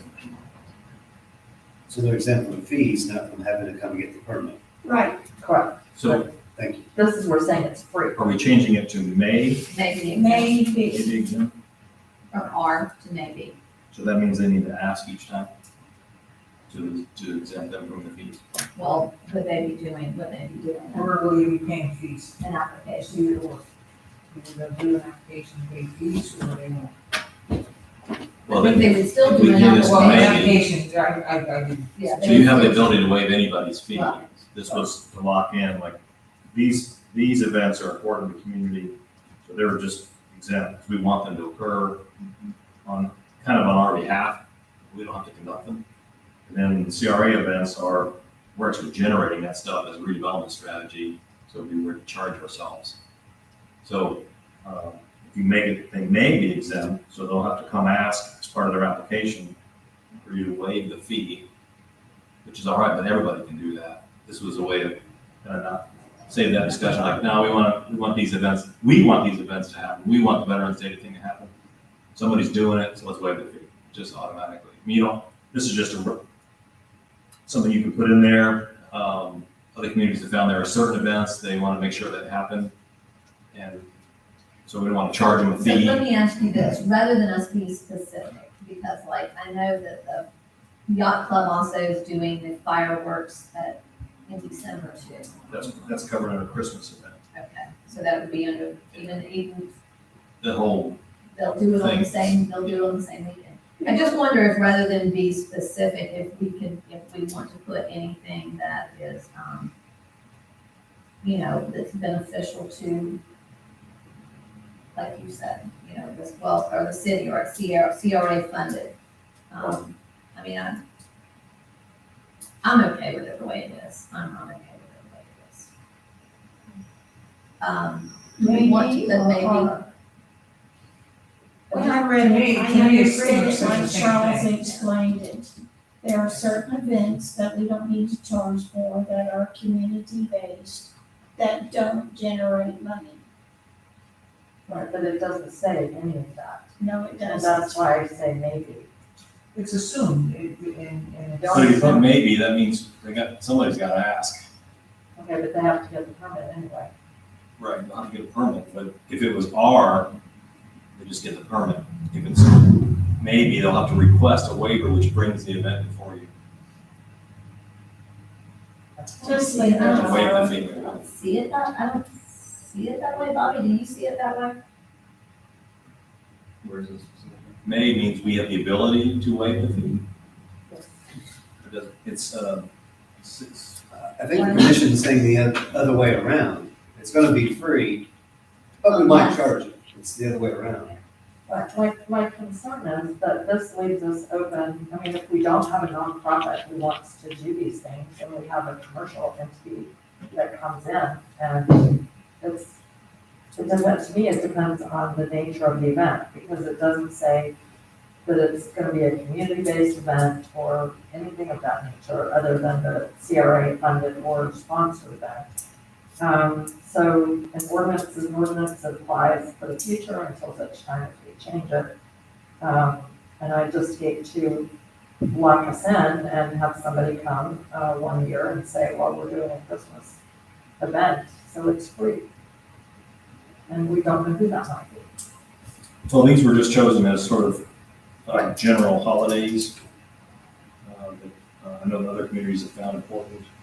We can charge them all, but Well, we don't want to charge them all, and I don't think that's what we're saying. So Bobby, can you come up with some language that maybe we're not specific, but we say basically that if it's community-based and they don't generate money. However, I do know the fireworks yacht club does generate money for their event.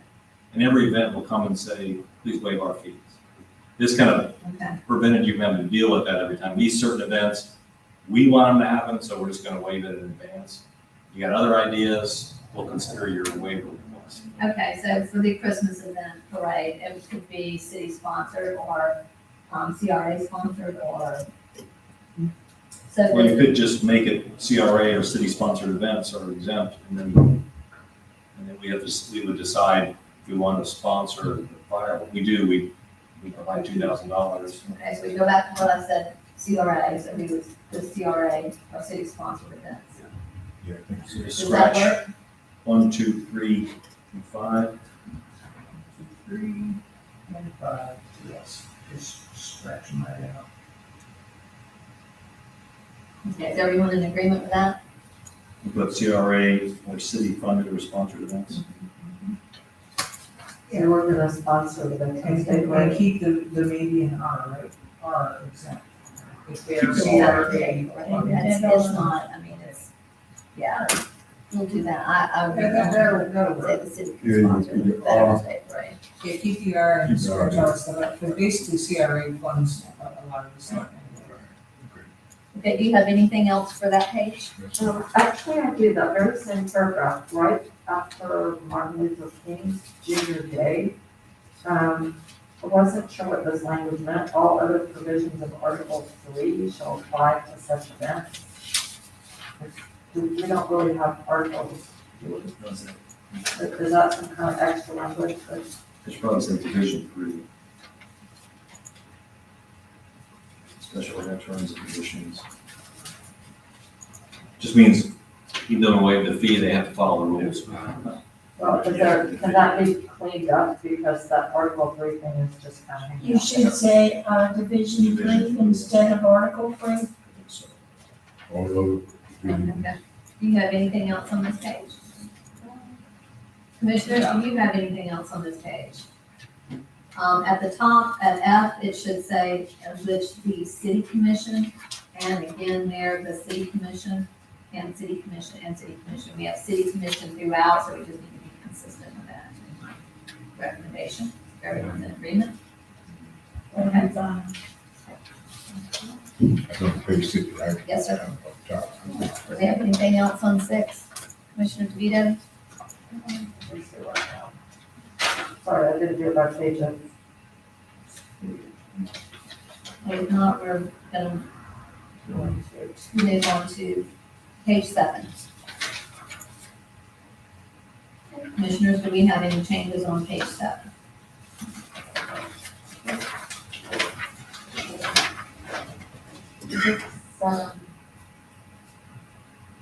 That's not 7. That's not 7. that's 7's six. gonna start with refund to the applicant of any amount of any surplus being collected. That's the first thing.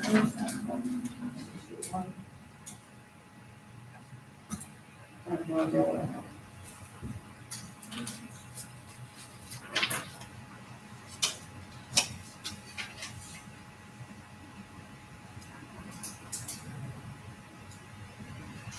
By the way, this is just a technical thing, but if you go back to page, I think it was 6, at the bottom of the page, I think before the word only, you're missing a little D that pops from C to E.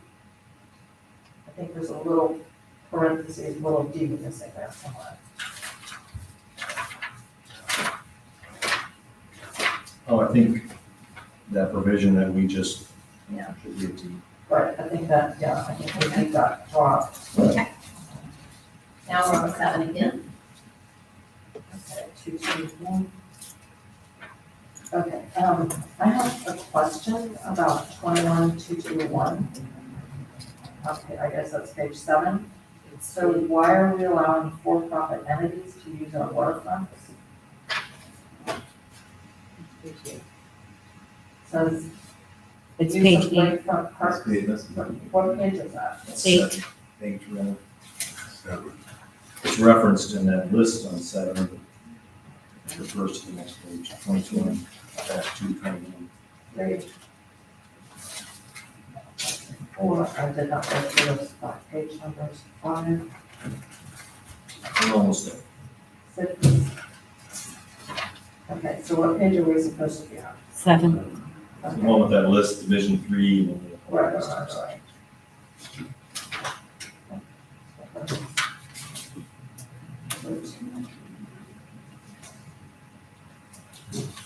So, we're good, everything's good on 7, everybody's good on 7, let's move on to 8. Okay, so you have some concern over 21-221. But I'm saying, why are we letting for-profit corporations use our waterfront? Well, it was limiting to the waterfront. So for instance, we wanted a ski show, but the ski show is a for-profit entity, or any other kind of things, other examples where but because it's a water event, I think earlier we limit applicants to Florida nonprofit corporations, just in general. And this is a provision where we know the lakefront has valuable assets. So for instance, the Crescent Lake is not in the city. We wanted an event based out of Sunrise Park, and it's offshore racing or something. But it's a for-profit entity. It just gives us the ability to make an exception because of the water is a feature that's desirable. I mean, you could make it where for-profit entities can come in here and hold an event anywhere you want, but I think communities feel more comfortable when it's a nonprofit corporation raising money. And then this section opens up the waterfront where to get entertainment in here, it may be a for-profit, like a ski show or something. Okay. Now they could, if they're in a lakefront park, they could also use the beach, is that correct? Yes, that's part of the waterfront. Okay.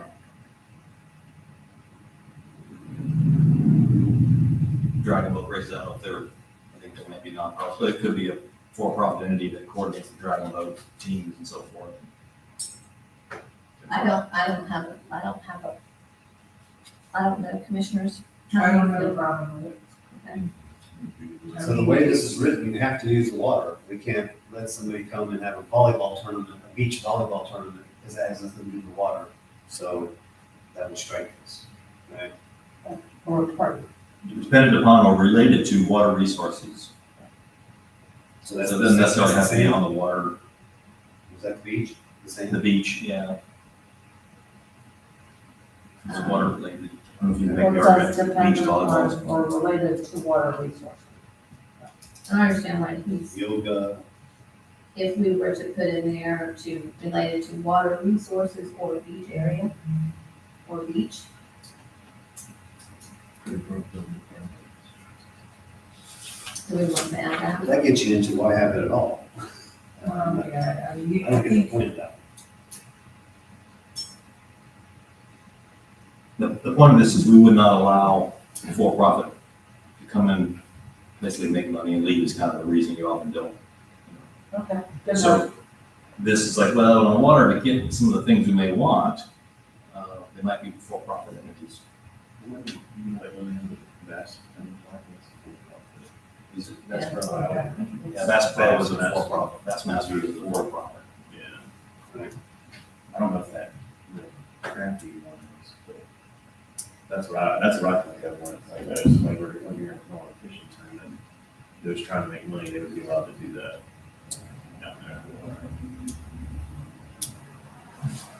But not limited to boat races.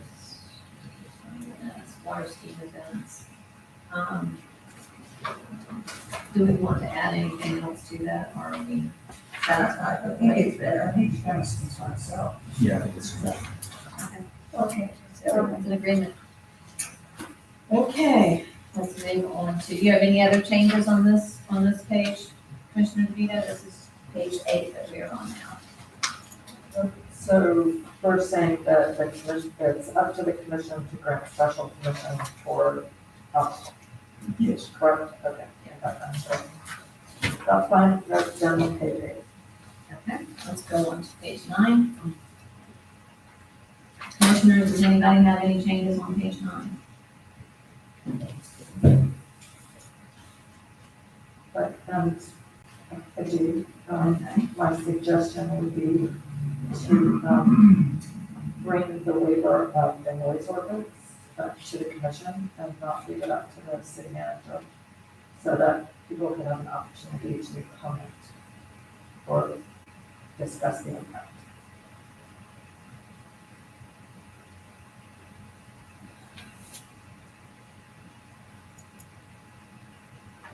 I think haven't we already kind of covered that, the way we did A and B?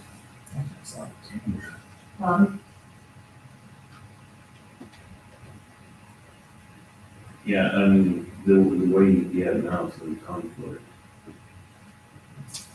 Because here it says the city manager may issue a special permit, but then at the top now we've changed it. To, Well, I guess he can still issue one up until, what was it, 10 o'clock? is what we said. Yeah. 10 o'clock. So he can be like, well, midnight noise ordinance starts at 10 o'clock. well, yeah. This would be to exceed noise levels established by chapter 13. Okay, so it'd be during the day. if we were Remember, doing you see it. a rock in. Different issue. It's not ours, it's the noise level. I mean, right now, we would be able to make, Well, we would be able to waive it as long as it was, 4 to 10 o'clock. a complaint came in by one person. Okay, when we had sleep from, gas. I'm sorry, I can't hear. A complaint came in, from one person when we had sleep come in and for play jazz. And that one person was Commissioner DeVito. She thought that was too loud. I believe the whole thing was over with probably before 9 or if not about 9, because the sun had gone down and that's kind of the way you play that game. I don't think it was that loud. But maybe it was. Maybe it was louder than what was in chapter 13. I don't think it was. But I think that we should give, I mean, certain instances, depending upon the noise level of what the event is, you may have to say, hey, the noise level, I don't know, you gotta discuss it, and if it's gotta be a little louder. Boat races, I guess, were a little louder than normal. I don't know, they didn't bother me one way or another. But in order to have boat races, I'm sure that the noise level has to be a little louder than our normal, noise ordinances. Yeah. So I don't see anything wrong with giving the city manager, the ability to do that within reason. And I feel like with A, it's gonna come to us anyway. Yeah. It's gonna come to us anyway. B, if they're gonna go after 10 o'clock and they have the ability to play up until 10 o'clock anyway, based on our ordinance, that it would come to us if they go after 10 o'clock, it's gonna come to us. Same thing with C. So commissioners, do we want to make any changes, or everybody's okay with how it's written? Okay, okay. Do you have anything else, Commissioner DeVito?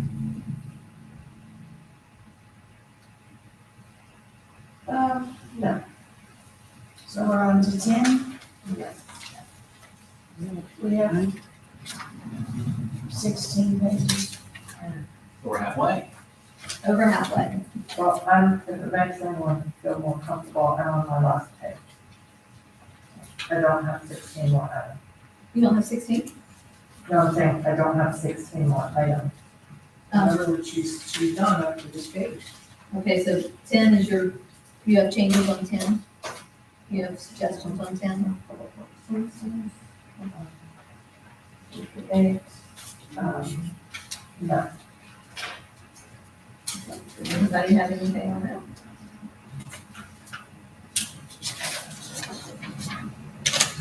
Okay, let's move on to 11.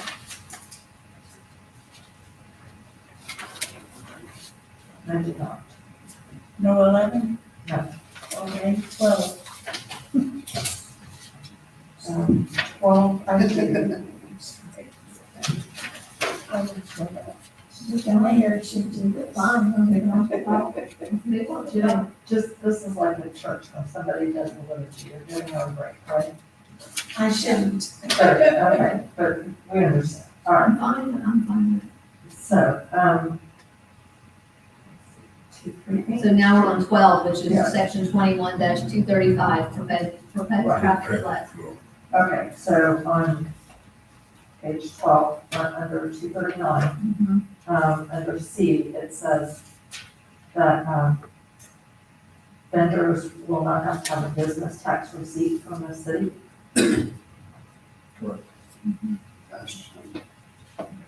Those are vendors that are working under the event organizer. So that means they would require, if they had 25 vendors, each one of those would have to pay, in addition to their cost to be there, they have to pay for a business tax receipt with us. So We're saying we do not. Yeah. we're saying they don't. So this goes back to the larger question, philosophically, what are we doing here? It is occurring to me that in some cases, if we're having people sell alcohol and exempting them from business tax licenses, I think we need to think very carefully about whether we're having our special events actually compete with our existing businesses, and be very careful that that doesn't happen.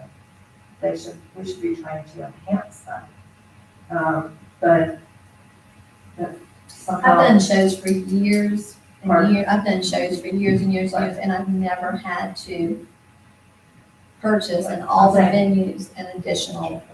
I'm not saying we shouldn't, that we should change this. What I'm saying is, I look around when I see, I'm talking about our emphasis. We are emphasizing, we don't have a strategic implementation plan. We're saying, let's open the door wide for special events.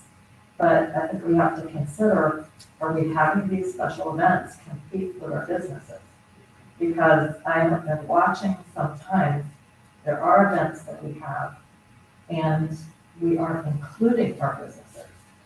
I mean, if we're selling food and we have restaurants across the street that are open, I'm just not sure that we're at the point in our business development here where we want to be encouraging vendors while we badly need our existing business development.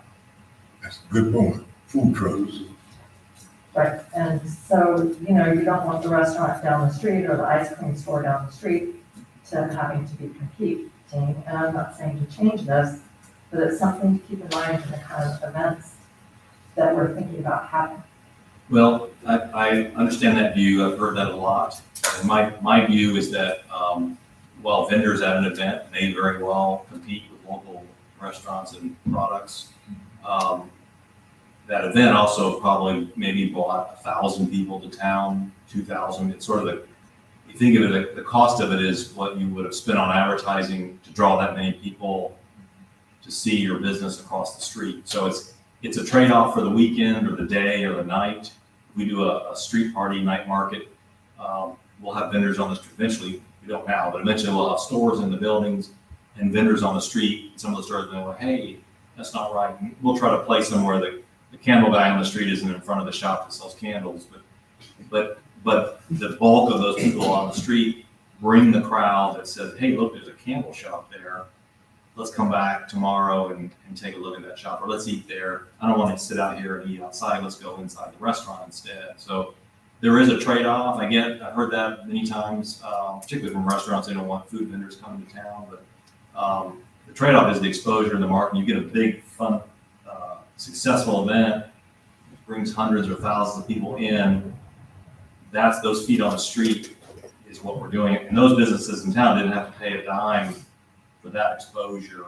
And in the events I've been with, we offer them first, you want to come and sell. Typically, they don't have the staff to both run the restaurant and sell in a booth on the street. So they just do their best to keep them. I think especially for a new business, that gives them the opportunity for the exposure. And I have to say, I've done both. I've had shops in places where we've had the events right in front of me. And my business was very slow that day, and I've had them come back that following week because they saw me and spend a lot of money.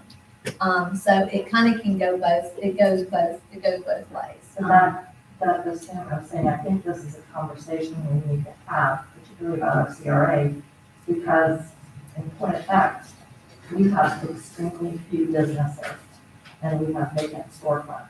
So I think we need to think about where we need to put our emphasis. Okay, I think that's a different conversation. Yeah, but that's what I'm saying, Okay, about thank changing. So, but, and also going back up, above that one about vendors, 21-238, temporary structures and temporary location. In the middle of there, so location of all temporary, so it says canopy style tents may be approved for use in the lakefront parks. My suggestion would be, particularly if we want to encourage ecotourism and have birds, that canopy style tents may be approved for use in lakefront parks except for those zoned conservation. But I don't think we're going to be helping the conservation area by putting tents up in it. So I would add that, except for those zoned conservation. Commissioners, are we okay with how it's written, or are we wanting to change based on this suggested language? I'm okay with the way it's written. It's not an event that happens very often and maybe never. Commissioner Banks, you're okay with it? Yeah, I'm all right, but, I know the city of Wheelacker now, they have a food truck. Friday. First Friday. First Friday, and that's, and you know, I know that they got quite a few food places over there. They do. Yeah. Well, I went just the other day. And the residents, what happened that night, I know a lot of the residents that I was there the last one, they ate there, some of them really came out and visited, and then I know a lot of them went to like Shrimps or Us. Yeah. And some of them went to Alaska Lodge, and so because they were talking about it, well, I'll meet you over here, or they went to the log cabin, or they went someplace else, so. And I bet that was someplace else that night too, right? Yeah. From the food trucks. Well, the lines were crazy. How does that go to tents in the conservation area? That was just something that Commissioner Banks just brought up, he's still concerned about that, so.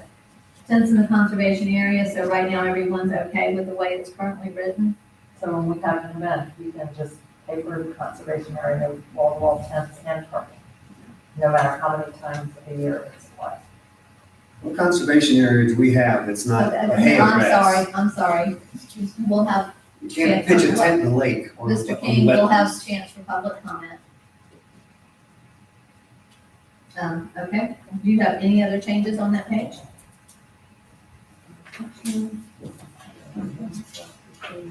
We're on 12 still. No, I'm not paper. Okay, let's go to 13.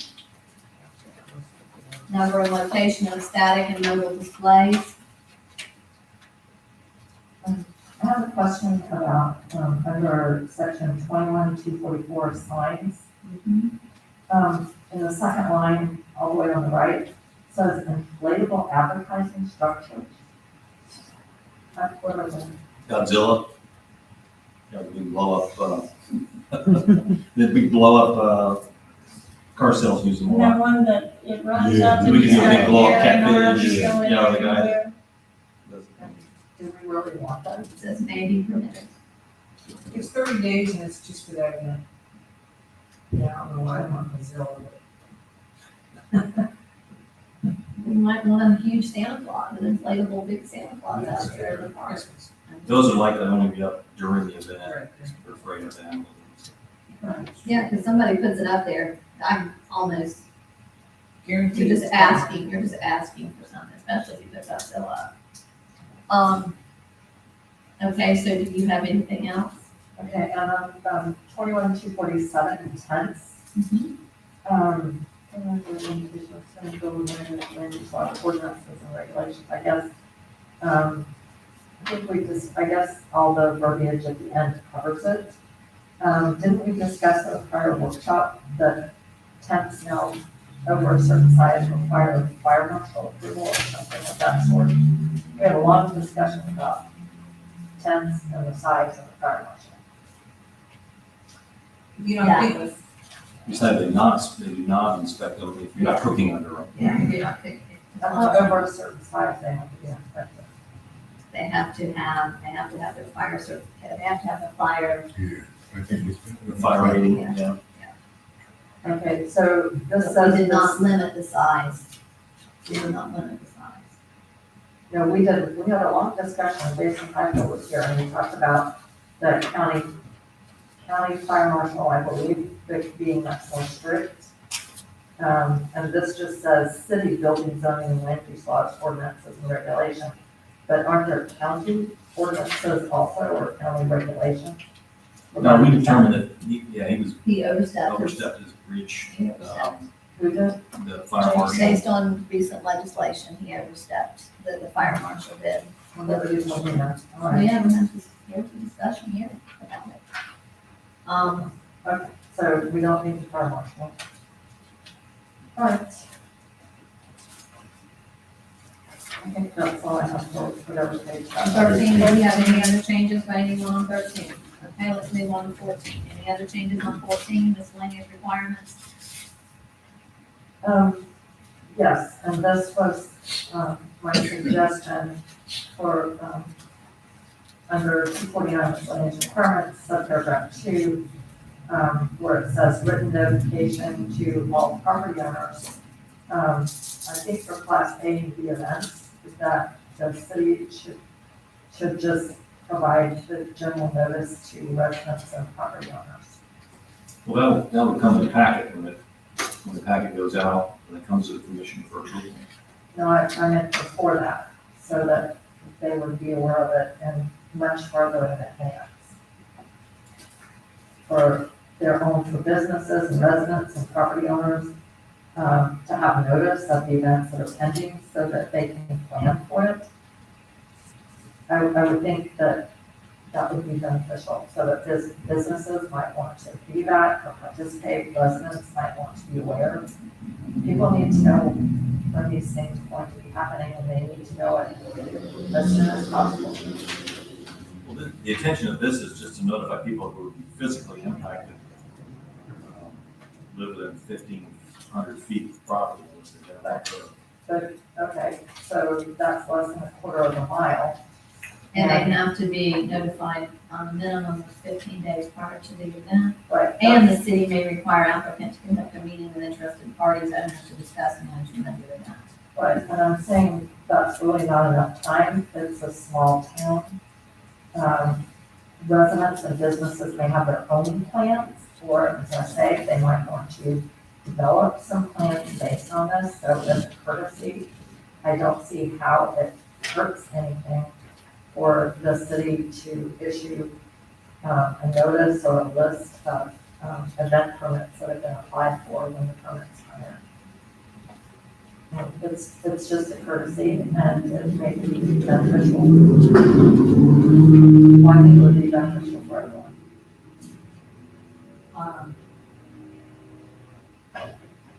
Commissioners? Just a suggestion. she wants, all the, permits and everything to, out there where people can see them. Well, they're public No anyway. notification. Let's just notify everybody when there's a permit. There's I noticed that, they usually are. Some close to the, where you can, I don't know. Only if they're placed on the agenda. But, I mean, we could, for example, we could send out one of our little city notices for people who've signed up. We could have a section on the website where we can list the permits that have been applied for. And it shouldn't be that hard to do. You know,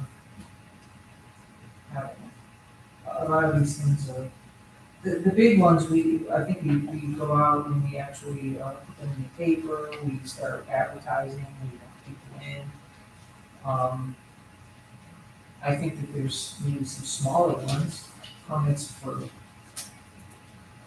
that really, wouldn't be, So you're saying 15 days prior to the event is not sufficient, in your opinion? She wants to notify everyone. 50 I mean, she days. wants to notify everybody though, too, not. You mean all, 15, everybody? Yeah, The whole community? and I don't think that Okay, that's I'm saying- necessary.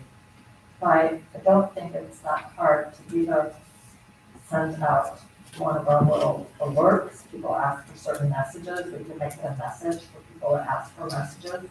Or we can have a section on our website where people can easily go and look and find a list of the permits that have been applied for. I mean, I don't see what's so hard. Commissioners, I mean, to put that on the website's one thing, but the cost involved with Yeah, with each, especially if in fact the special events committee says, this is not a good event for the community, and we're not gonna have it. And then we've gone to the expense of notifying everyone. So, I mean, there's money involved in that, I mean, so. just listen to what the person has to do. It says applicants must provide a special event coordinator a copy of the letter, a list of names and addresses of those notified, and if the notice is hand-delivered, a notarized affidavit certifying that the letter was delivered a minimum of 15 days. I mean, all of this costs a lot of money for people to go I'm not and send talking that about- 1,500 feet. I'm not talking about that. I said it has nothing to do with notifying people within 1,500 feet. It has to do with notifying, making available the information to the residents and property owners that Class A and B permits have been applied for. And you could send the same email message that we sent about all kinds of other events, or we could add it to our website. We could have a section for permit application so that people can see that it's been applied for. Okay, commissioners, how do you feel about just putting it on the website for permits? The permits How have been easy is applied it? for. That's a pretty easy thing Is to that do, right? pretty easy to do, Karen? Well, So you'd have to put a whole nother I would have to put a whole nother section in there. section in there, okay? And how much does that cost the city to maintain a whole other section? Because doesn't somebody kind of maintain our Yeah, website for us? each little thing that we. Yeah. Yeah, How if much I, would if that I cost ask them the to city? put another section on, I have to maintain it, so it doesn't cost the city anything but my time. But what about Okay. putting that other section on? Do they charge us for that? No, they do not. Oh, Not that I'm aware Is it a of. whole other page? It would be like, you know how I have where it has agendas, meetings, and then it would just be another Drop down? drop down. So Well, you- they would have to rearrange the page to put another drop And down when in we there. put something on there, does it automatically go out to the emails? Yes, if they request it, If they've signed up for it? if Okay. they've signed up for it. Is everybody okay with that? Just doing an email notice? No, I mean, just putting the permits on there, Just putting it on the website. And when she does that, it should automatically, it'll send an email out, correct? If Okay, we they just have apply to be for it, so they careful have to because do, There's people that aren't signed up for it. right now, nobody is because we don't have it. So They it have to would sign have up to, for it. they would have to go back in and redo their whole thing and click on that. But it would be on the website. But it would be on the website if everybody's in agreement to put it on, are we in agreement to put it on the website? So are we putting, is that just something we're gonna do, or would that be in, Applications. Yeah. or will it be in the ordinance that the city required to propose? I don't think we. I don't think we need to put that on there. I don't believe. If I were to put that, I mean, I- Suggesting that we put a notification accessible to the public for Class A and B permit application. That is what I'm suggesting. Or just advertise at event, the location. I think you could just put that, I can just put it under news and notices and not have another drop down. There you go. Everybody on, Let's make it easier on Just you, that would be. make it good. easier on everybody so and they you don't could have put to go in back here in. that apply for permits will be posted on the website. That's all. Is that everybody okay with that Yeah, language? that's good. You want language in here, or that's just a policy we're gonna take on? I think we use that policy. Is everybody in agreement with the policy Sure. and not language? Or do you want language in there? Personally, I would rather see language so that it is a permanent policy, but whatever y'all think. Okay, commissioners, are we good with it as policy or do you want it written? Well, so in other words, we want to put her on the hook to put it down every single application that comes in on the news and notices. Is that A and B, or do I need to do C as well? A and B. Oh, all of them. I would do just all of them.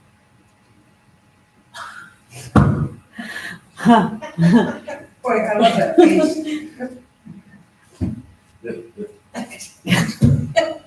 Because C can be a lot, I understand that. A and B, the big A and ones. B. The big ones. C would be too many. Okay, So we're adding language? Adding language. that's what I keep asking everyone. Policy Add is language, fine with Policy me. is fine, Policy. okay. Policy, good on the policy. Okay, do you have anything else on 14, anybody? Let's see, where's 251? 251 is on 15. 15, yeah. I have one on 251. And this is a very important one. On number 5, it says vehicles driven in the parade shall not use sirens. I'm fine with revving engines, loud exhaust, whatever, but does that include our public safety vehicles? Yeah, no, I think we should, We can strike that. I think we should strike that. I Well, think we should strike all of 5, quite honestly, I have that. well, I Maybe don't not, really, maybe not the loud exhaust. I think the loud exhaust, I mean, to Oh, me, wait a minute, when you have the Shriners come in, those little cars, they do that exhaust, but it's not horrible. So if you do that, they won't come, So I can just strike, All of 5. all 5, all of them? right. Is everyone okay with striking? I don't know, my thought was that we should let the law enforcement vehicles use their sirens because that's what kids want to Yeah, and hear. the fire truck, the kids be. Right. It's Well, like that's that. striking that, They striking can all of use it. it, So yeah. we're Right, all in but then that leaves you open to any car in the whole parade Oh. can make a Yes, reasonable Bobby. number. That's illegal. Yeah. Yeah, you can have this, yeah, I think you'd be fine. Okay, so, but yes, because the fire truck with the siren isn't that, that's kind of what it's all about, right? Okay, so do you have any other changes? No, not, I mean, I don't know what to think about these policies, I have no idea. Those are open for debate. You want to strike the C fee or? I'm wondering if Class A, I know it's a big event, but we're also trying to encourage big events. And when I looked at this other one, I know Lake Mary, their events are $100, their special events are $100. All of them. And that's on the application, so do we And really this need is per that? day, so Yeah. it wouldn't be 300 for the whole event. At this time, do we really want to have these fees this high? No, No, I don't think so neither. But on the other hand, we talked about it costs money to have these reviews. I mean, for Class A and B, we're talking about a lot of coordinating and record keeping and, I just don't think it's unreasonable I don't think it's unreasonable for either of those. I really don't. But per day, but it's per day, it isn't per event. That's- No, I think, at least for day. Yeah, per day. I can strike per day, Yeah, just do a permanent fee for the whole thing. so it would just be $300, $100. it's $50. Yeah, Because that's good. there are other costs involved, correct?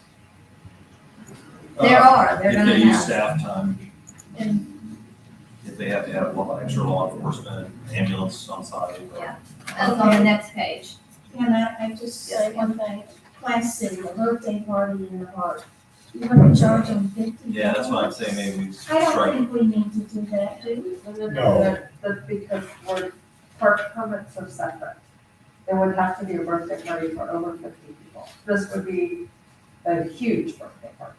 Yeah, this would be one that, garbage, For the smaller All right. yachts. Okay, all right. right, the little birthday parties.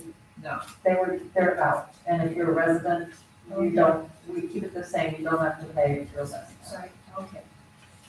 That'll make it, law enforcement gonna be working overtime.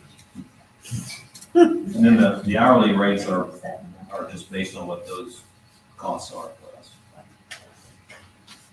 Okay, this is where we come into, when you look on this one for conveyors that they have, this is kind of why I like it. It says, check which one, trash pickup, $85 an hour.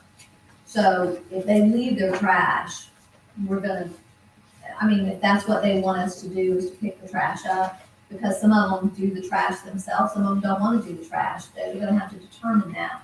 So we would charge them to pick their trash up. Trash containers, $10 each day.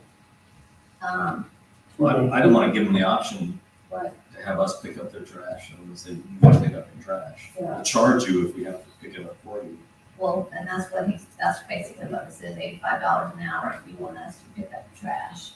So I'm just asking, because some of them might wanna do that. Custodial park restroom cleaning, $30 an hour. I mean, it has some things on here that we don't think about. Barricades, $10 each day. Electric, $19 for the day. Yes. Police boat, $50 for a 4-hour minimum, an hour for the 4-hour minimum.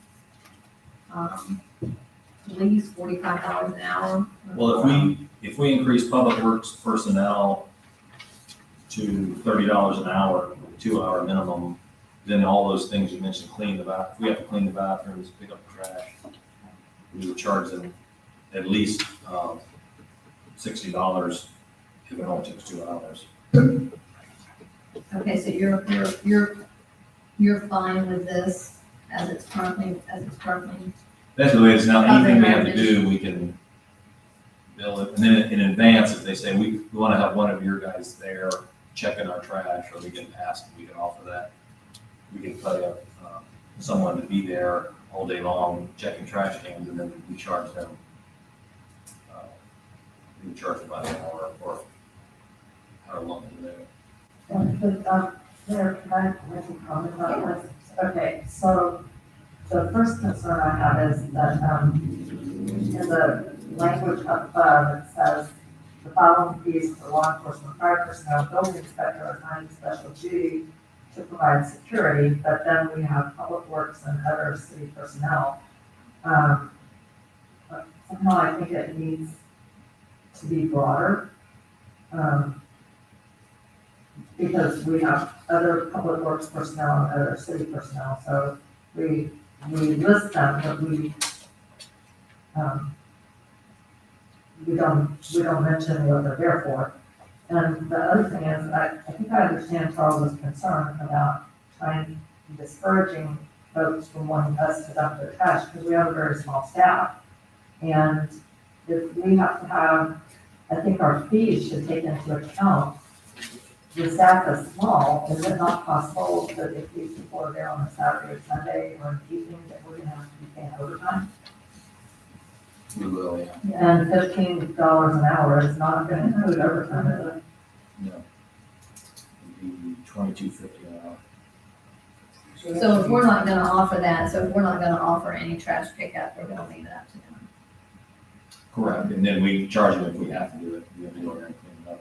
But I can make this $30 an hour, and then even if our highest paid guys are there, we're not gonna cover their overtime costs. Is everyone okay with that? I just think we should cover our costs, for sure. What if it just said, for like stuff to the city actual cost? So you would have to pay whatever it costs the city, you would have to do it cost the city. What about a deposit? Yeah. I was just thinking that because this is after the fact, so we're gonna have to they're gonna, in the planning process, they're gonna say, yeah, law enforcement personnel, we want them for 3 hours. Might end up being 4 hours, and then, how do we cover that? think we have the ability in here, funny, of requiring a performance bond. If we're afraid of. I did see that, there wasn't, But a performance bond is not the same as a deposit at all. and it could be a deposit for overages.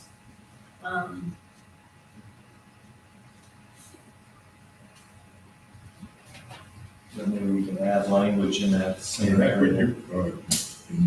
you, Now, these Oh, there's are, a deposit, yeah. Section 21202, number 2, B2. Class A permit applicants agree to pay the actual cost. Oh, that's for landfills and fees, right? We can impose a minimum deposit of $500 or maximum $2,500 towards tipping fees. That's just tipping fees. I think We can add a provision. I mean, can we do it that you or the review committee has the ability You to, could put, I would say, put like the city may require yeah, a deposit. Yeah. yeah, before we turn it. Payment of And all this- fees and estimated fees shall be due at least 14 days prior to the first day of the event. and this, like, they have some language here, and I do kind of like this, during review by various city departments, additional conditions may be imposed.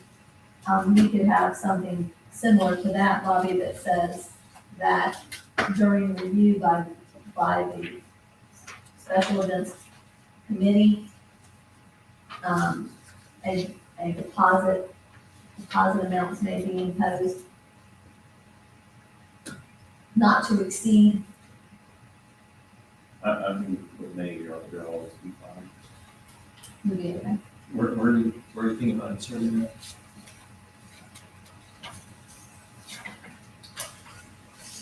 You have to put it somewhere here in the fees, I would think you would have to. 21,201. Yeah. Oh, it's here.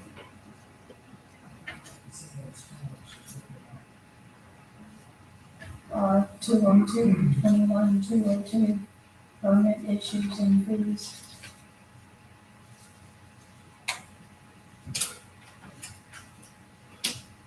Yeah, if you look at that, in 21201, actually 202, you're right, termination of fees. I is performance bond, we could add, what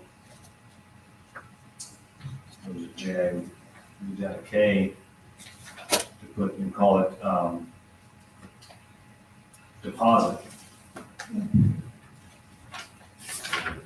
And that, we got the money till they clean it up, Yeah. then we make a refund. And we may impose a deposit based on estimated. Yes.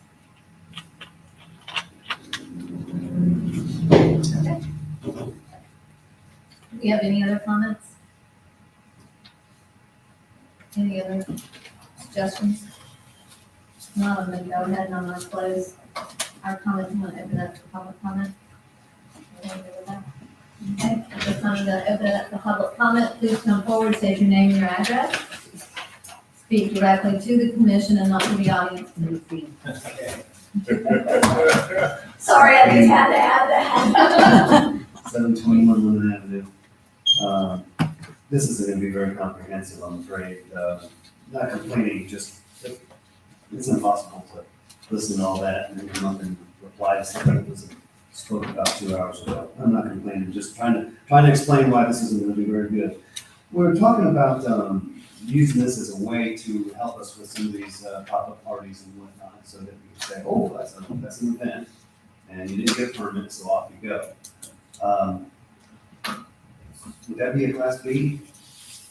Depending on the estimated attendance, looks like over 1,000 people. Well, I don't think, yeah. I think I'm more talking about, we've got a house that has a noise problem often. And I was more thinking of those types of situations, but any small enough to see wouldn't.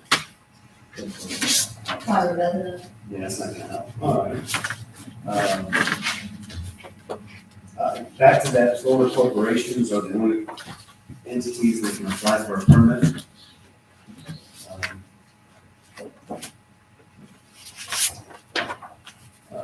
So the fix to that was, oh, well, let me go through the CRA, was the fix to that. And I think we need to change that language. I mean, church group, Boy Scouts, you know, if we're gonna keep Class C, then I think we need to make it so that anybody can come to apply. They don't have to be a corporation. And I know we're trying to make somebody responsible for everything. You know, if somebody damages something, they're responsible. Whether we know the name of the club, or group, or organization that's doing that or not. The other thing to remember is, you know, 100 people can go to the park. Happens in bigger cities all the time. I'm not so sure that we need to constantly try to figure out how to make everybody comply. Just because there's 100 people in the park doesn't mean it's a bad thing. I know some people live really close to the park, but they, like with boat races or catfish festival. You live next to our park, 365 days a year, and we're asking for 4 or 5 times a year for there to be something happening in that park. That's our park. That's everybody's park. I don't live across the street from the park, but that's my park too. So everybody needs to be able to have access to that. Now, we talked about fees, and boy, we need to recoup our money, but we just sat here and added a whole bunch of unnecessary work, posting things on the webpage and whatnot. So it just seems a little odd. We're trying to increase our fees. I'm replying to about 3 hours worth of stuff. Can I continue? Commissioner, are we good with allowing him to go? Yeah, he's our money. Thank you. We'll give you another. I'm really quick. Like I said, it's,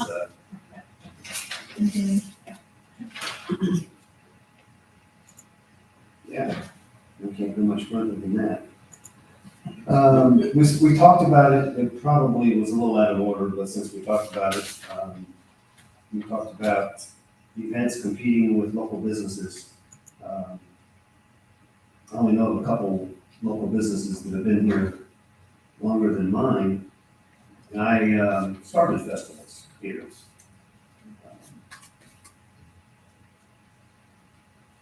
Like Mr. Earth pointed out, when folks come to one of our festivals, they might come back to our businesses, or they might visit our business while they're here. Food Truck Friday, I pull up and park, and there's a family getting in their car. Now, that's too expensive. We're going to shrimps. So there really is a residual effect that happens to the city. Heck, that's the reason we're having these events, is to attract people to our city, so that now we have a few customers. So now we can attract other businesses. As we know, we don't have very many. We discuss it all the time, and that's part of the goal of the downtown partnership and the CRA.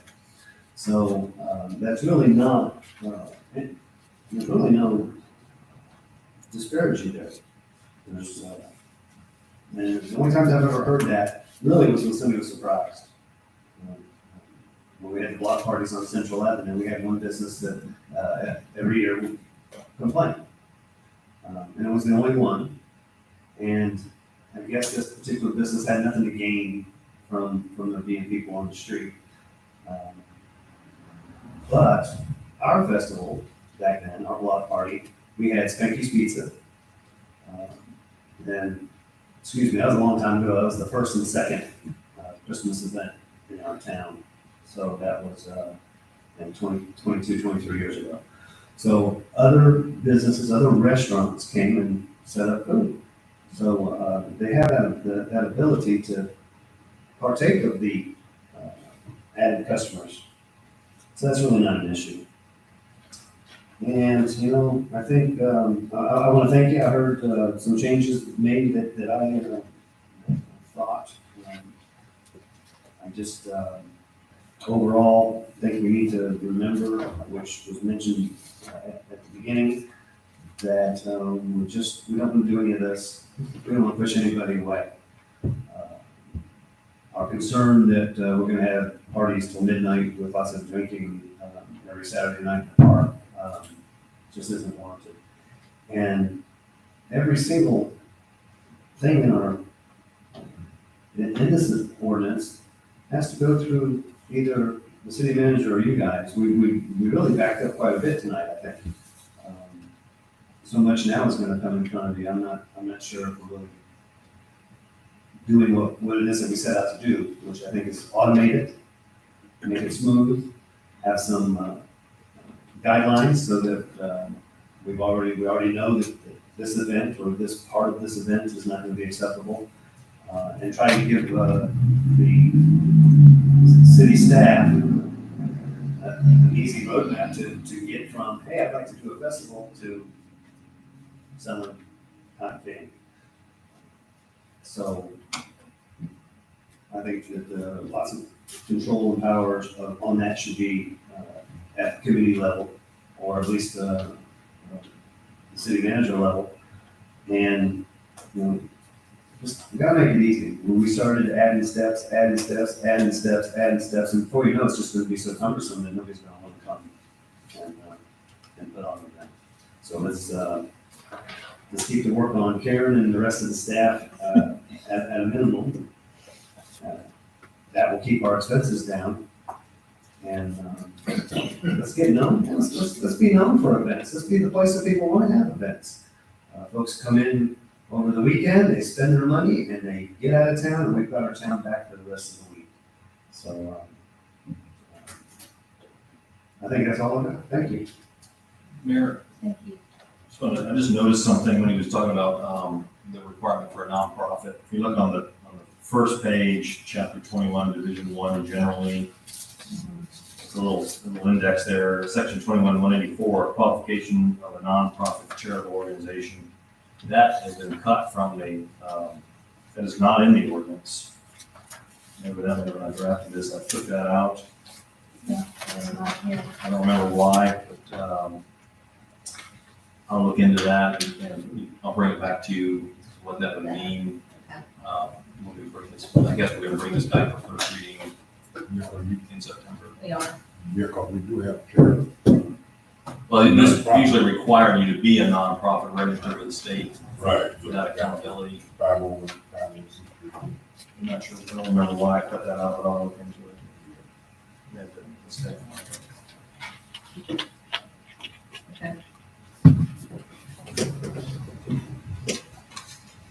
Okay, with that, right now, currently, commissioners, we have a motion and a second for the first reading of this, so I'm gonna need,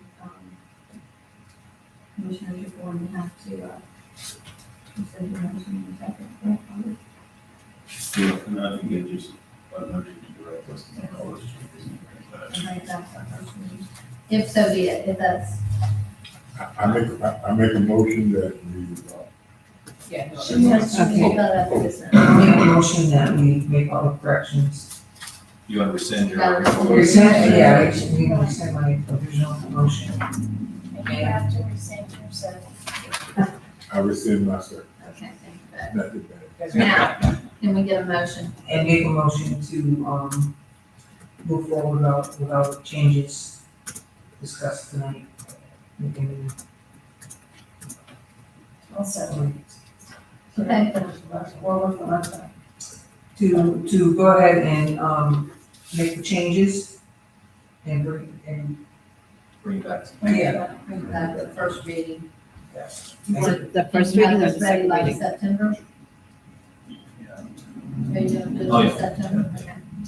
September. So we bring it back to the first reading. First reading in September. Okay, we have a second. Okay, we have any other discussion? Who was the second? Commissioner West. Commissioner West, leave it to that. You can have it. No, that's all right. Okay, so we have a motion, we have a second. All in favor, say aye. Aye. Opposed, nay. So moved. All right, thank you very much. Thank you. You have, anything else? motion to adjourn. Okay, I think we're. Do you have anything else you want to bring? No, that's it. You didn't want to about the, No. okay. Nobody else has any other comments? Well, actually, I have a couple. Number one, we started out with the proclamation, and we talked about, instead we do a letter in support of the school district's application. We send that to Karen. Send it to Karen, please. Okay, and who is this directed to? Is it to the State Department of Education? It should be to the State Department of Education. Okay, and we need to do, that needs to get to Karen by opening of business tomorrow Well, not morning. by opening, but I think by midday tomorrow. I would say about noon, so I can get it all together and send it over to her. Okay, and then, you're going up to Tallahassee on Thursday for the actual presentation? Okay, I'm not going, okay. I already went to Fort Lauderdale last week. I did have a couple more things I wanted to say that I didn't get to say at the end of the last meeting. Particularly, I wanted to thank you, Mayor. I thought you did a really great and thorough job of compiling all of our responses for the city manager received. I know it was a lot of work, so I wanted to thank you for that. And just say I thought you did an exceptional job at toting it up and making it numerical, and it worked really well. And also, at the League of Cities conference last week, they weren't there, but Commissioner Banks and Commissioner West were recognized for their 30-plus years of service, along with other commissioners. They had your name in your city up there, and you were duly recognized in front of everyone. Oh, and they didn't tell us that they were gonna do that. Well, They do that every year. They do, but, so they were there, and they used to give plaques, because there's one to former Commissioner Froelich. But I think to save money, maybe they don't do plaques anymore. And then two issues that came up. One, for sure, the electronic publication of ordinance bill did pass. I don't have the number right now, but the bill did pass. And as well, I was reminded of something. There is Amendment 3 on the November ballot. I don't think we've talked about this in the budget process. It's for the statewide ballot in November, would provide an extra tax exemption for a broad variety of public service workers and active duty military and National Guard. Would give them an additional $50,000 ad valorem tax exemption. That the legislature put it on the ballot, so I'm assuming if it passes, the legislature will enact it. And some of the cities have already estimated it will probably take 2 fiscal years, but some cities have already estimated what it would cost them. And I have no idea what it would cost us. But some cities have made that calculation, and we might want to ask, I don't know if our. That's the one on the first responders and the military. Is that kind of the first? And I think, social workers, teachers, Teachers. it is a really broad, Just keeps eroding our tax base. and, actually, that was the stated intent of the legislature, because taxes are going up, they decided to give the tax break, but of course, obviously, someone's going to have to make up the difference. But anyway, so that's something else. Anyway, so that's all I have to say. Here, I did want to mention, the rankings came out for the block grants. We were number 7, and it looks like they're gonna fund all the, it hasn't been officially announced yet, but they're gonna fund all the block grant. So, Main Street water main looks like it's gonna be funded. I have not heard anything about the, FDOT grant for the dirt roads, but, CDBG is looking good. When that is funded, would you please make sure to mark it in your minutes? Yes. So That's Black official, is not the yeah. only one that gets these, yes, please make sure that Black is there. And does that include the lift station? Or- That is the generator for the Bay Lane lift station Right. and the Main Street one. So because those went together? Yes. Okay, I'm all for lift station. And I did, I think we talked about mentioning tonight, I may have reported erroneously that we do not have a preservation ordinance. I didn't think we did, and we actually found that we did adopt one in 2018, which establishes the Planning and Zoning Board as our historic preservation board. And does set up a process for for getting approval for alterations to properties that are listed as contributing structures on the National Register Historic District. Where did you find it? Can we have copies? please? Yeah, we'll get you copies. Where was It it? was amended an ordinance in 2018, I'll strike through and underline. June of 2018 is when it was finalized, when the ordinance, and going through some old files. Yeah. Someone asked me, how, I'm like, no, we don't have one. There it was. It appears, and we also have a, from back in 1995, now it's pretty, I did find it in the, one of the cabinets, it has a, inventory. Yeah. Mhm. It actually- Yes, all of that. I handed all of that over to Sheree. I think we filled in these, Phil handed me the box and I handed it to Sheree. Has pictures and everything of all our houses. It's pretty detailed. It's very detailed. So, Yeah, that's Yeah, the it's one that I have, it extremely has, detailed, that I found in the office, that's a list. so. I think we can probably go over that and see how many of those are still even. I believe it was 248 or 254 structures in that time, 1995. Does it include demolition? I'll don't look back remember. at it again and Yeah. scan it briefly. But the good news is, because We with do have that, we do have our historical board, that we So I need think you could, for a yeah, certified, for certified local government, we want to make that application. everyone make that application now. That's right. Bring it on. It's amazing, and I have to say that, and Charles, for you, is Charles walked into an office with nobody really having, history. And it's amazing just what he finds, what just shows up. But, I commend you that you continue to look and you're trying to weed your way through it, and we have to just understand that, you're trying to, some of this stuff happened and nobody remembers it happening, and we don't know it's there. So hopefully, once this Municode is in place, it'll make it a lot easier for people to be able to find these things, and we'll have better access to it. So, thank you. And with that, I do want to say, Commissioner, I just want to remind everybody that when you're given directive, please make sure that for things being done, that need to be done, please make sure that the directive is given to Charles so that he can work with his staff.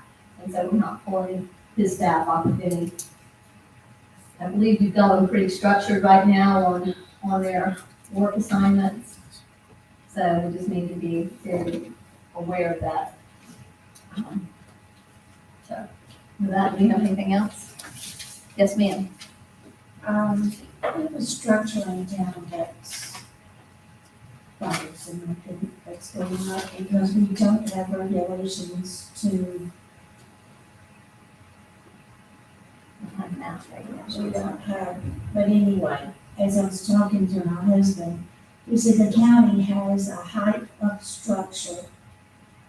It can't be higher than the roof of your home in the city.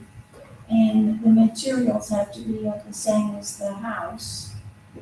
And the percentage of the structure to the house can't be larger than 60%.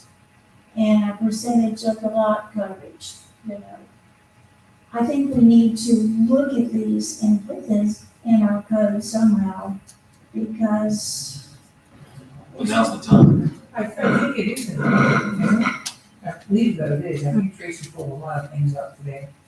And I know what you're talking about. It's down here on South Yeah. Prospect. right, And, and basically, we just put an ordinance in that says you can't park RVs and boats and stuff in the front yard. But I guess you can do it if you put up a mammoth, okay, structure or carport, as they're calling it, right in front of your house. Commissioner, if you could send me that little list you just read and forward it to our consultants who are revising our code. okay. Because it is in there. It is definitely in there, all those items that you just spoke about are in our What is it ordinances. where? I don't have it, handy, but Tracy has. That's something about racing. Oh, yeah. And right now, I think the structure, I don't know how big the structure is, but it could be bigger than that, Yeah. 60% or whatever. Of the water. Yes. And it certainly doesn't mimic what the house is. No, I mean, it doesn't even, yeah, you know, I feel bad for the people that live down there. See, putting that structure up the way that it is and not underneath, you know, not with any, I don't know, not with any thought process at all. I mean, it just, I wonder if they have buyers it's an remorse. eyesore. It's an eyesore, I'll be honest with you. It's They were just- sitting on the it's front just porch looking at it earlier. So, Sorry. so I don't know, I mean, they were definitely sitting there observing it earlier, so I don't know how they feel about it this time. But I'm just saying, I just feel bad because for the structure, when you wanna talk historically, when you wanna talk, you know, all the different things that we're trying to do here aesthetically. But of course, aesthetics for some people are different than other people, I suppose. I'm not exactly sure, how that got through. That's, the only way I feel about it. But Tracy did, write down a lot of information, and we printed it off, okay. so we can probably tell you exactly where to find it, you know, in the code. So I'll have her probably email you. Yeah, Karen, and so that you can And find if that. we need to add or whatever, maybe take a look at, I don't know. I'll have her email the same thing with you, Judy, because I know Ron's pretty very knowledgeable on the planning and zoning and the. Which reminds me, one more comment. We built the building, which is the credit union across the street, that was West TV and Appliance, and these years ago. Before people stopped getting TVs fixed, they just now throw them away and buy a new one.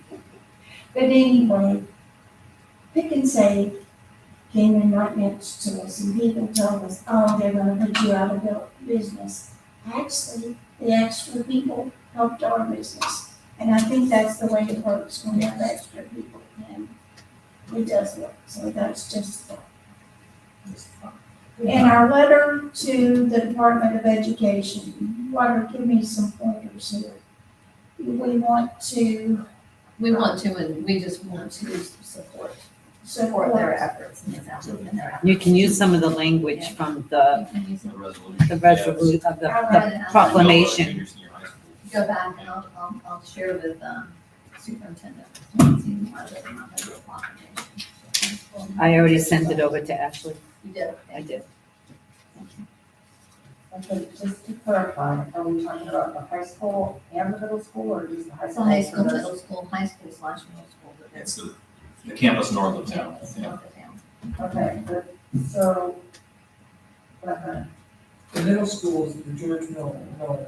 Yeah, this has nothing to do with This that. has nothing to do with this. This has to do with the children that are now, the middle school is now over at the high school, and they're overcrowding, and so they, 7 through 12, Yes. gonna rebuild that whole campus. they're gonna rebuild the whole Trying to get ranked campus. #1 for that money. okay, It's gonna cost them 15 or 16 million, and then the state's gonna take care of the additional, depending on the ranking that they receive on Thursday. And the legislature, if they, think if if we get they agree #1. to do 3, then we're great. If they only agree to do 2, we wanna make sure we're in that 1 to 2, and if they only agree to 1, we wanna make sure we're number 1. So that's, And that's to rebuild it so it includes the middle school. Yes. Yeah, be bigger and it'll be new. bigger and brand new. It's unrelated to the referendum money. Completely This is gonna happen no matter what, just help. If we're Yeah. #1, it happens next summer. Yeah. Starts next summer. Now, if it doesn't happen at all, what's going on? I think it's going to happen. Yeah, It's just whether it's the first, second, or third. yeah, I think it's still, yeah, it's gonna So happen. basically, they're gonna get the money, which is a matter of I think, When, sooner rather than later. do they want to do 1 a year? Is that, Depends, the legislature, they might say they're gonna fund 2 a year, they don't know, that's why it's real important, because they really wanna have this on, I believe, by 2023, summer of 2023 is when they really want to start this. So they're hoping this next legislative session, they'll be the ones in line for it. And it would be a huge benefit to, because I know that they're having a lot of issues out there with overcrowding. That, of course, affects your learning, you know, and, And get running, it's overcrowded. they're overcrowded too. That's part of the referendum. That Really, would be taken care of through the referendum. Colony Park all the way to Bay Street, the first day. Yeah. We did not know I had to get in line. Pick up running, all the way right there, across from Bay Street. Good Lord. Yeah. Where they all come from. And then everybody had to get out and put the children in seatbelts. Yep, And that was, took so long. to get their children in the seatbelt, yeah. Elementary school has, there's a lot going on there. I think it's 1,094. Might be, it was 1,032 at the end of last year, so it could be, 1,094. or close to that 1,032. Okay, we have a motion to adjourn. Do I have a second? Second. Okay, all in favor, say aye. Aye. All right, you sit right here. Sit right here. I guess it's me.